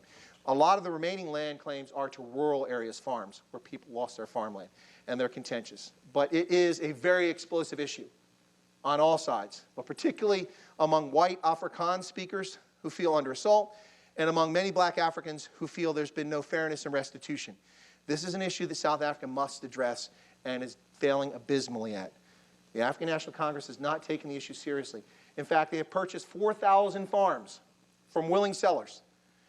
At the end of apartheid, there were 68,000 commercial white farmers in South Africa. Today, there are about 36,000. Many have left the business, or others have bought land, made bigger farms. The government has purchased 4,000 farms in South Africa, which they have yet to distribute to anyone else. So it's an issue that needs to be addressed, but honestly, and the argument is very emotional on all sides, so people have a hard time divorcing emotion from facts, and it makes it even more challenging. Wealth disparity. South Africa is one of the countries with the worst wealth disparity in the world. If you're familiar with the Gini coefficient, which shows wealth disparity, a number of something like 25, just for a baseline, is good. If you're looking at for evenly distributed wealth, South Africa is 64. Higher number is bad. The United States is, we're like 41st in the world. So it's not great, but it's not as horrible as people make it out to be. There was an effort to address this at the end of apartheid. With the Mandela government, they had something called GEAR, Growth, Education, Redistribution. It did not work very well. It was a noble idea, but it didn't really distribute wealth very well. Then they came out with BE, Black Economic Empowerment. For the ANC, black is anybody that's not white. For South Africans, that's not black. Blacks in South Africa are black, to them, to others. Coloreds are colored, South Africa for the most part, although some consider themselves to be black. And whites are whites. So the ANC said anyone who's not white is black. This was a program set up to direct contracts for government services and procurement to black economic enterprises and to help found them. And there were a lot of mechanisms took place here, but one of the things that did happen is that the government pressured multinationals and large South African corporations to divest parts of their shares of their company. So you give away 25% of your stock to a group which is recognized as a black economic empowerment group. Unfortunately, this did not make South Africans wealthier. Want to take a guess what it did? It made a small number of black South Africans very wealthy. So now instead of a small number of very wealthy whites who have all the money, you have a small number of very wealthy whites and a fair number of very wealthy blacks who are connected to the government, and one of them is Cyril Ramaphosa, and we'll talk about him shortly. There's another term floating out there now, which is part of this whole discussion. It's called white monopoly capital. And that's a discussion about all the wealth being concentrated in the hands of white South Africans. And that's a fair argument. Wealth is concentrated per capita, overwhelming in the hands of white South Africans. But if you look at stock market capitalization in South Africa, white South Africans own about 23% of the stock as a group, and black South Africans, including all the other groups, own about 21%. I'm not good at math, but that's not 100%, right? Who owns the rest? Everybody got a pension? Got a 401k plan? You probably do. The rest of the world, foreign investors own big chunks of South Africa's equity outside the country. And odds are a lot of you are probably white, but anyway, but the label white monopoly capital is out there. It's not fictitious, but it is a term thrown about to complain about the disparity. We might want to take a break shortly, yes? Or keep going? Okay. All right, so expropriation, redistribution. So what is the solution to this wealth disparity and the lingering effects of racism in South Africa, which still exists, trust me. I've been to South Africa about 450 times, maybe 500 times. I lived next door in Botswana, so I was 20 minutes from the border, so you imagine where I went every weekend, because I love Botswana, but trust me, Gaborone is a very boring place to be. I hope there's no Botswana in the room. Anyway, yeah, so expropriation, redistribution. The African National Congress is not addressing this from the perspective of many poor black South Africans. We voted you in. It's been 23 years. You were supposed to fix things. How come I'm still poor? How come my kids go to school and they have to walk there and there's no school books? Fair questions, yes? To be fair to the ANC, they inherited a mess. It takes time to fix it, but it's been affected greatly by corruption, which has affected this. So a lot of folks are upset about this. So inside the party itself, it's fracturing. There are factions inside the party, and we just saw this play out in December in the leadership crisis about who was going to succeed Zuma as president of the party. You saw two different camps, one that was for expropriation, taking property away, taking all the big mining companies and giving them to black Africans. I'm not really sure how that works in principle unless you give everybody a share of the company, but the point is to take it away from white monopoly capital and redistributing land and redistributing property. Zimbabwe tried this. I don't know if you followed events in Zimbabwe the last 20 years. It hasn't gone very well. And it didn't go very well for some other countries in Africa that have tried it. And it didn't go very well for Uganda when they kicked out the Asians in the 1970s, excuse me. But there is a genuine sense of frustration and expectations. If you all remember, and I'm sure all of us are old enough in this room to remember, trust me, 1994 and the all-race elections, the world was entranced with South Africa. The Rainbow Nation, Mandela becomes president. So much goodwill for South Africa.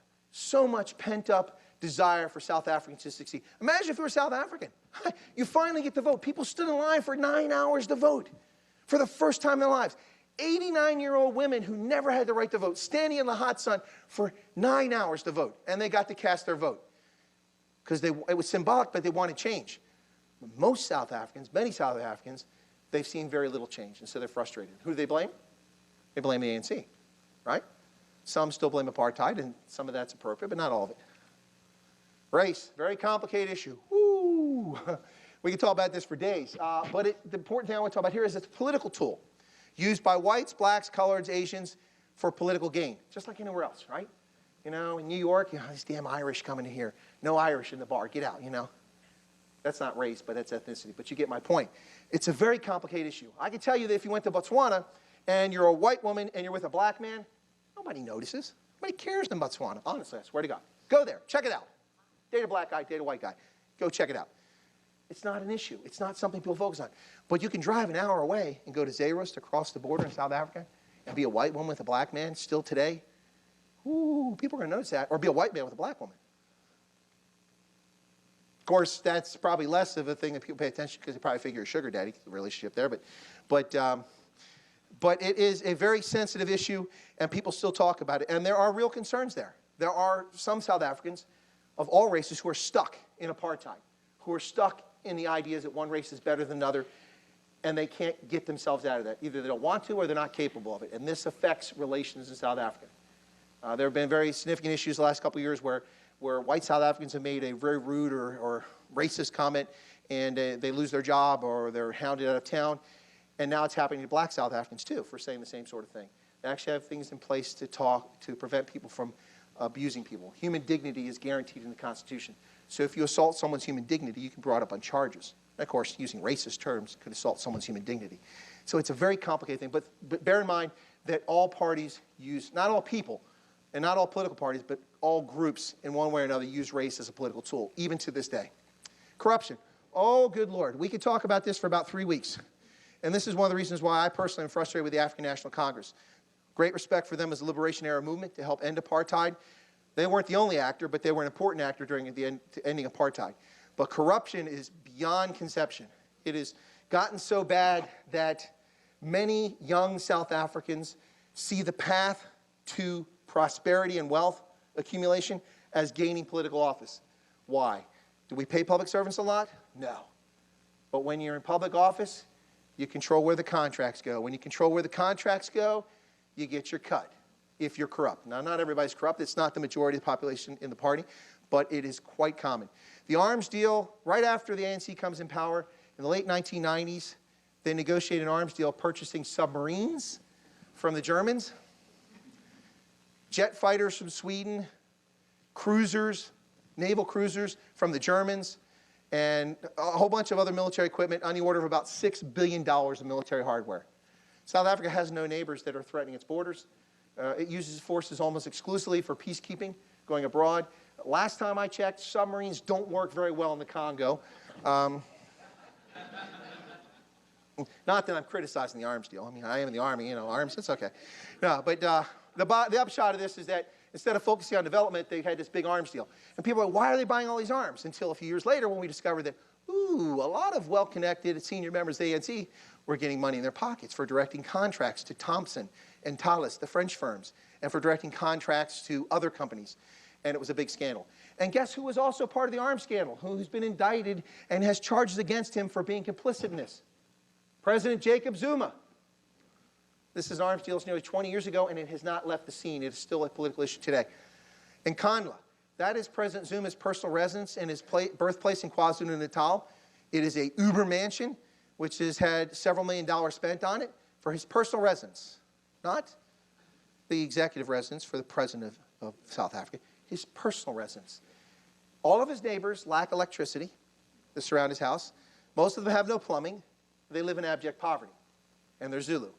And he used state money to build this. And they used flimsy excuses about how it was necessary to protect the president when he goes back there like Camp David, like going to Camp David on the weekend.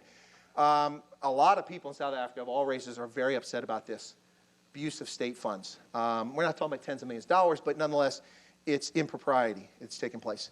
Soccer World Cup. I saw you in the video. Very exciting. South Africa, the first African country to host the World Cup. Exciting. Wonderful, yes?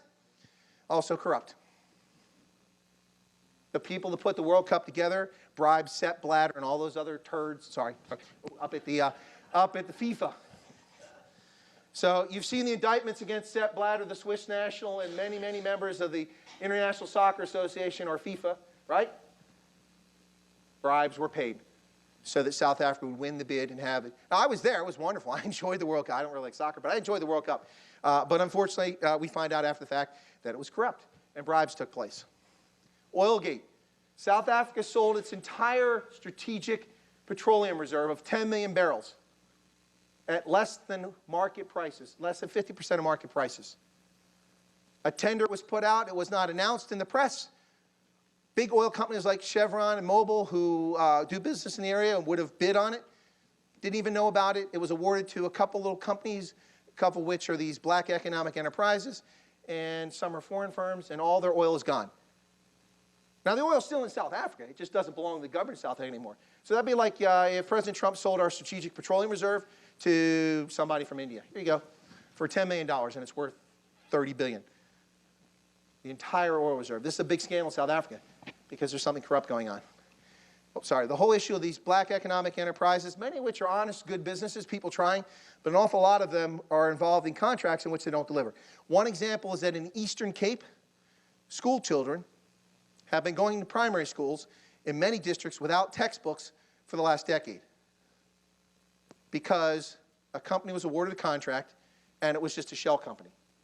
They took all the money and delivered 0 textbooks, and the ANC covered it up. But the journalists uncovered it, and people are angry about it. State capture, which is a term that was originally associated with the World Bank with the Central Asian states, it's the concept of abusing the state to take advantage of things so you can pilfer society. An example of this would be the Gupta family, which is an Indian family that lives in South Africa and is related to all kinds of corrupt practices. They're being charged in a number of things.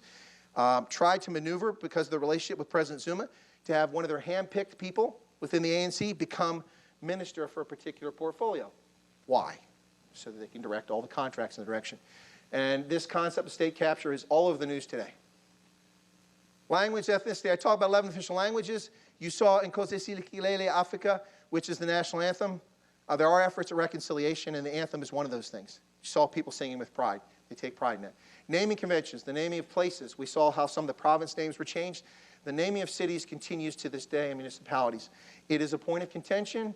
Sometimes it's not. Sometimes everyone agrees. For instance, when they renamed what used to be known as PVW, which is an abbreviation for the area, known as Gauteng, there were virtually no objections to calling Gauteng because the word means place of gold. And so everybody's pretty happy with that. But some names are very contentious. Service delivery. The African National Congress campaigned that they would deliver 1 million houses to South Africans in 5 years, and they would provide electricity and piped water to South Africans. They didn't meet that target, but to be fair to them, they eventually got that 1 million homes, and they've built a lot more since then. The government has provided housing to millions of South Africans, and today, about 22 million South Africans live entirely on welfare, public handouts. They get a subsistence check from the government. Without it, they would probably starve to death or have to resort to theft or something like that. 22 million South Africans out of 53 million and 55 million. That's a lot. Sorry? Oh, yes. So service delivery is a contentious issue, and it still continues to this day. The opposition, the main opposition party, the Democratic Alliance, one of their big arguments is that we can do service delivery. We can do, well, guess what? In elections in 2016, they took control of half of South Africa's main cities, and now they're finding out it's not as easy as they thought it was. So they're struggling to deliver just like the ANC did.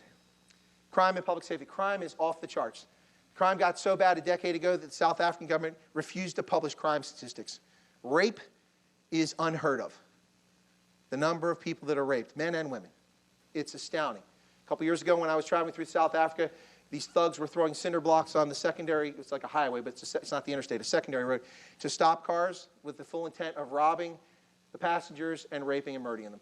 And they robbed and raped and murdered men and women. They didn't care who you were, black, white, male, female. It's out of control. About a decade ago, the main train, which runs up between the Capitol, these gangs were jumping on the train and for no reason at all, running between the trains, grabbing people and throwing them off a high-speed train to their deaths. Something like 75 people died from being thrown off the train. Never did find out what that was all about. I'm not trying to scare you away from South Africa. I'm just trying to tell you that safety is a real issue. And the police have been led by politicians and corrupt bureaucrats, not police officials, ever since the end of apartheid. And that's a problem. Public institutions. This is the good news. South Africa has a lot of public institutions within the government and in civil society that are very effective and in many respects largely independent. And in many ways, they are what has helped keep the glue to keep this whole thing from falling apart. While the ANC is trying to figure out whether they're going to govern honestly or they're going to allow these criminals in their midst, and there are plenty of them, to continue. The media. South Africa has a vibrant media. Oh, they do a lot of investigative journalism. There's a very popular show that's been on for over 20 years now, about 30 years, called Carte Blanche. And Carte Blanche is an investigative reporting series, something like 60 Minutes used to pretend to be back in the day, 40 years ago. They actually go out and do investigative reports, and they catch people. I remember watching a program 20 years ago in which they went out, and many South Africans use public transportation. But it's not owned by the state, it's private vendors. So they'll get in these little, Toyota minivans that seat 8 people, that 37 people sit in. Yeah, good luck with that, folks. Anyway, so they went out and they followed these guys around. It was time to get their inspection sticker for public safety, make sure it's a safe vehicle. Bless you. So they went and in order to get the sticker, you've got to be inspected by the police. So they found two policemen, a black policeman and a white policeman, both corrupt, dirtbags, and the guy paid a bribe. There you go. Here's your sticker. Puts it in a windshield. Well, Carte Blanche took the truck or the van and tested the braking system, just the braking system. 4 brakes, right? You got the 2 in the front and the 2 in the rear. 1 brake worked, the driver's side, and it was operating at 16% of capacity. Well, again, I'm not good at math, but 4 brakes, that's 400%. 16%, that's not good.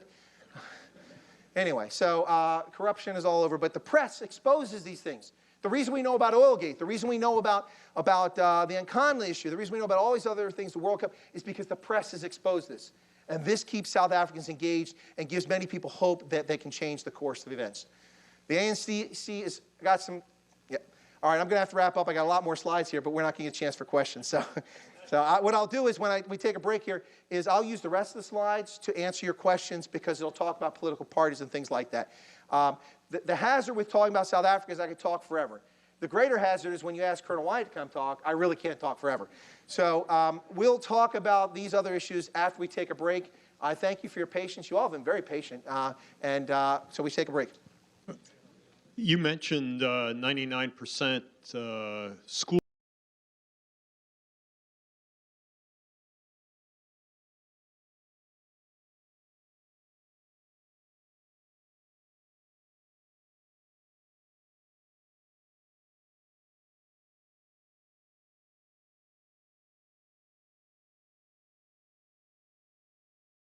Well, I hope that was entertaining. Folks found that useful, interesting discussion. It was different for me to actually be able to sit here and talk and comment during the video. Obviously, I didn't get to do that when I gave the presentation. I was told that I had 2 hours to give a presentation, so I prepared for a 2-hour presentation. And I was told we would have questions afterwards, so I was expecting to go for an hour and a half and then take questions. Only to find out that actually what they wanted was a 45-minute presentation and an hour and 15 minutes of questions. So I am always fast, but I rushed to get all that in there very quickly. So I hope you guys found that interesting. And I was going to do something very different in today's stream, but you guys can thank Christian for the video if you enjoyed that and my commentary that accompanied it, because of Christian trolling and playing funny games and claiming that he couldn't find me on the internet, which means to me that Christian doesn't know how to use Google or DuckDuckGo search engine. So we went ahead and showed that video to show, in fact, wow, I am in uniform. And that's the eagle in the center of my chest, which is the rank insignia for a full colonel. Anyway, I was going to talk about things like this today. And this is what do we use before toilet paper? 195 curious questions and intriguing answers. And so what we were going to talk about, I'll save this for another time, is why is the sky blue? Why are moths attracted to light? Is the drink Red Bull dangerous? And why do people need sleep? Do mobile telephones work? Of course, how do they work? Excuse me. Was the 1969 moon landing a fake? And why do people have tonsils? Questions like that. Useless trivia information, but nonetheless curious stuff. Also, people have been mentioning Patrice Lumumba on a few of my streams, and so I brought this book up. I was going to talk about this, The Assassination of Patrice Lumumba. But I will skip that today. This is from Ludo de Witt, who's a Belgian who wrote this. And then this book, I did find this in the basement on my shelf. This is a book I'm one of my prized possessions, from Nicole Strassen. This is the Thirstland Trek, 1874 to 1881, or as people know in Afrikaans, the Doosland Trekkers. This is about the Doosland Trekkers. This is one of the most awesome books I've ever gotten. I love books, as you can see. This one here is quite hefty, and you can imagine I hand carried this back from South Africa because it was such a heavy book. I couldn't ship it. Anyway, so it has amazing artwork, fantastic, tells the whole story of the Doosland Trekkers, fantastic maps and such. And maybe what I'll do is we'll talk about this at some point, but I want to bring it up because I mentioned this book before. This book has quite a few pages, ladies and gentlemen. Let me see. There are 684 pages, and that's a large book, oversized. So that's the Thirstland Trekkers, or in Afrikaans, the Doosland Trekkers. These are the people who went up through the Kalahari, through the center of Botswana, trying to get to Angola. And many died, and kind of like the Donner Party in the American West, who got stuck in the mountains, and they became cannibals. I'm not saying the Doosland Trekkers became cannibals, but they wound up many dying and others arriving in eastern Namibia in successive treks as part of this Deutschland trek. And some of them were in such bad shape that they had to stay in eastern Namibia for a year before they could recover and continue their journey on to Angola. Anyway, yeah, so there you go. That was the stuff I was going to talk about today. And of course, as you remember, when I opened the stream, I was reading Afrikaans, how to learn Afrikaans, yes. On zal die wildtuin ver bezoek. We're going to visit something. Anyway, there you go. So anyway, I hope you guys enjoyed the stream today. This was the second one I did. The earlier one was more of a news focus. I think maybe I'll try to do that again next time. But tomorrow, my guest on the channel is Giselle, and I don't have anyone booked for Saturday as of yet. I was hoping to get Joe Emilio on to talk about woke culture and his ongoing campaign against it. But it sounds like Joe might be busy, so I'm not so sure who my guest will be on Saturday on my regular scheduled stream. If Joe is not available, then what I will do is we'll open it up to a Zoom session, and people will be able to call in, and you can talk about whatever's on your mind. So anyway, so there you go. The Deutschland Trekkers. Erica, is that a question? You don't know who the Deutschland Trekkers are, or is that what the book is about? Yeah, that's the Deutschland Trekkers. Yep.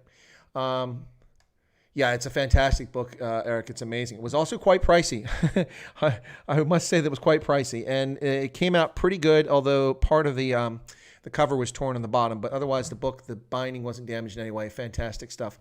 It was fantastic, Chris. I'm only sorry I could not challenge you verbally as you present it. Morton, I'm guessing your issues are with my comments about the National Party. Perhaps that's where you're coming from.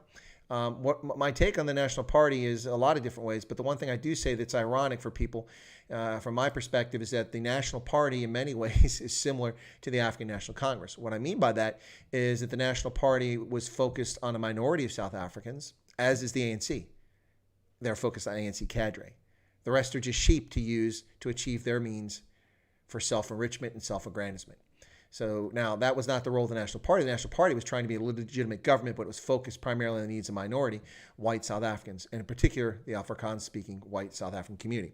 Both parties rely on patronage to assure loyalty. Both parties have shown a tendency towards totalitarian streaks. In fact, as I mentioned earlier to Toons in the discussion, the problem with the National Party is that from 76 to 94, it was largely no longer a government, but it was run by the security state. The intelligence apparatus, the presidency, the military, and the head of the police, these folks are the ones who ran the country. The parliament had increasingly no role in the government. It was a rubber stamp for what the presidency wanted. And this is not any way to run a government. And so they made decisions based on that basis, what they thought were in the best interest of South Africa. Anyway, so there are some parallels. And there was corruption, yes. The patronage is corruption. Giving positions of influence and power or access to government resources solely based on kinship or affinity or friendship or loyalty is patronage. The ANC does it. The National Party did it. The Afrikaans-speaking white South African community was, by and large, abjectly poor after the Second Boer War. Many people lost family in concentration camps. Their farms were devastated, burned to the ground. Their cattle were killed, destroyed.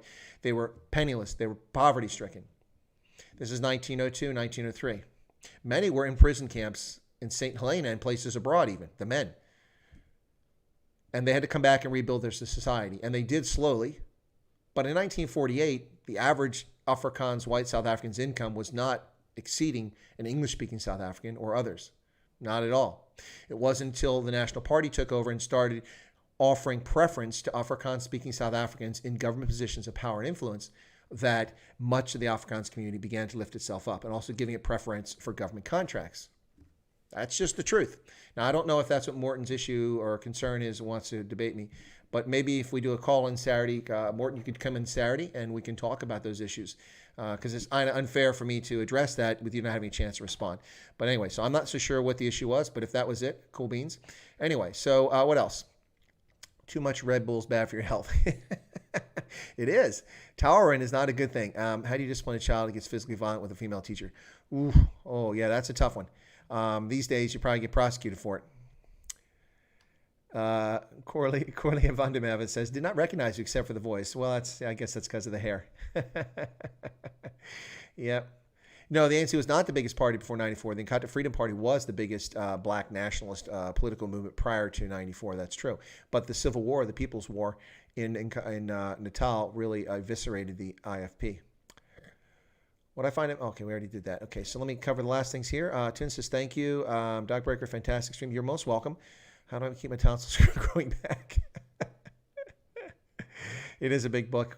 Stories of concentration camps are heartbreaking. They really are. No, Chris, the blacks arrived poor in South Africa. I'm not so sure I agree with that, Morton. The Bantus who arrived coming down the Rift Valley had cattle with them. They quickly displaced the Khoi and San, starting when they arrived in Zimbabwe and northern Rhodesia or Zambia. They displaced those people. And calling them poor, I'm not so sure is an accurate description. They had what they needed, and they were successful. And they created places like Great Zimbabwe as a great trading center. So, yeah, you're stuck in Mauritius. Yes, I remember. What do you think about Chris Hani? Chris Hani was a communist, and I don't have a high opinion of Chris Hani. He shouldn't have been executed, but you blame the ANC for that. National Party knew how to run a government. The only problem was to oppress and kill people committing crimes against humanity. Other than that, well, again, Harry, beg to differ. We take different views on that. The only problem wasn't that they oppressed and killed people. The fact that they oppressed people was a significant problem. Kill people, yeah, some people died, but some people die in government custody all the time around the world. Look at the nonsense happening here in America because one person died in police custody. Committing crimes against humanity, well, we beg to differ there because what crime against humanity was committed? There was no genocide committed. There was no, anyway, we won't go into that. But yes, thank you for that contribution, Harry. Appreciate it. They did build a lot of things. They did put a system of governance up that functioned, but they also oppressed all South Africans. So they had no economy at all. You're talking about Bantus. Well, of course they had economy, or they would have died of starvation. An economy is not currency and exchange of currency. An economy is the trade of goods and services. That's what an economy is. And of course they had that. So anyway, all right. But if you can join on Saturday, then join me on Saturday morning if I don't have a guest. I'm still working on a guest. Anyway, folks, thanks so much for tuning in. It's late in South Africa and in Botswana, and not quite as late in Namibia, in Abuja, or in London, but still it's late nonetheless. So I want to thank everybody. The ANC killed far more people than the National Party ever did in the entire period of apartheid from 1948 to 1994 by a wide measure, by a factor of at least 100, if not more. Absolutely true. Anyway, ladies and gentlemen, I'm going to drop off here. Thank you so much for tuning in. I still haven't gotten around to making my video about the Nigerian purchase of the Super Tucano, but I don't think most people here probably care much about that video. You might just be passing an interest, but I plan to do that video sometime soon. But I'm going to take a break right now because it's kind of late and I'm tired. I want to thank you all for tuning in. Going to close out with Plek and Duzona and remind you that tomorrow on Chris White Africa, the Indaba Africa channel, we have a special feature. And the special feature is Giselle, the Afrikaans musician from Namibia who lives in Pretoria. She'll be on to celebrate her release of all singles from her new album, Ons Mensa. So we'll be on tomorrow talking about that. We'll play her songs, talk about that with Giselle. That'll be a 90-minute broadcast, not a superhuman long one. I'll probably do an earlier one, try that translating the news earlier in the day. But that stream is earlier. I'll do the translating the news later. The Giselle stream is 11 o'clock Eastern Standard Time tomorrow at 5 p.m. in Gaborone and in Johannesburg. Special stream with Giselle. So 5 to 6:30 tomorrow. Please tune in for that. And then later I'll come back with Straight Voltage / translating the news in the evening. Ladies and gentlemen, thank you so much for your patronage, for your time, for your patience. I hope you enjoyed my Great Decisions brief. And yes, I do look significantly different. I'm looking at myself over here on the screen, and I do look very different. I was a bit short of breath that day. My chest was congested, so you probably can hear it in my voice. But anyway, thank you so much for that. We'll close out with another copyright claim, as I'm sure it will be coming, with Giselle and Plek and Duzona. God bless, be safe, sleep well, and we will catch you guys tomorrow. Take care.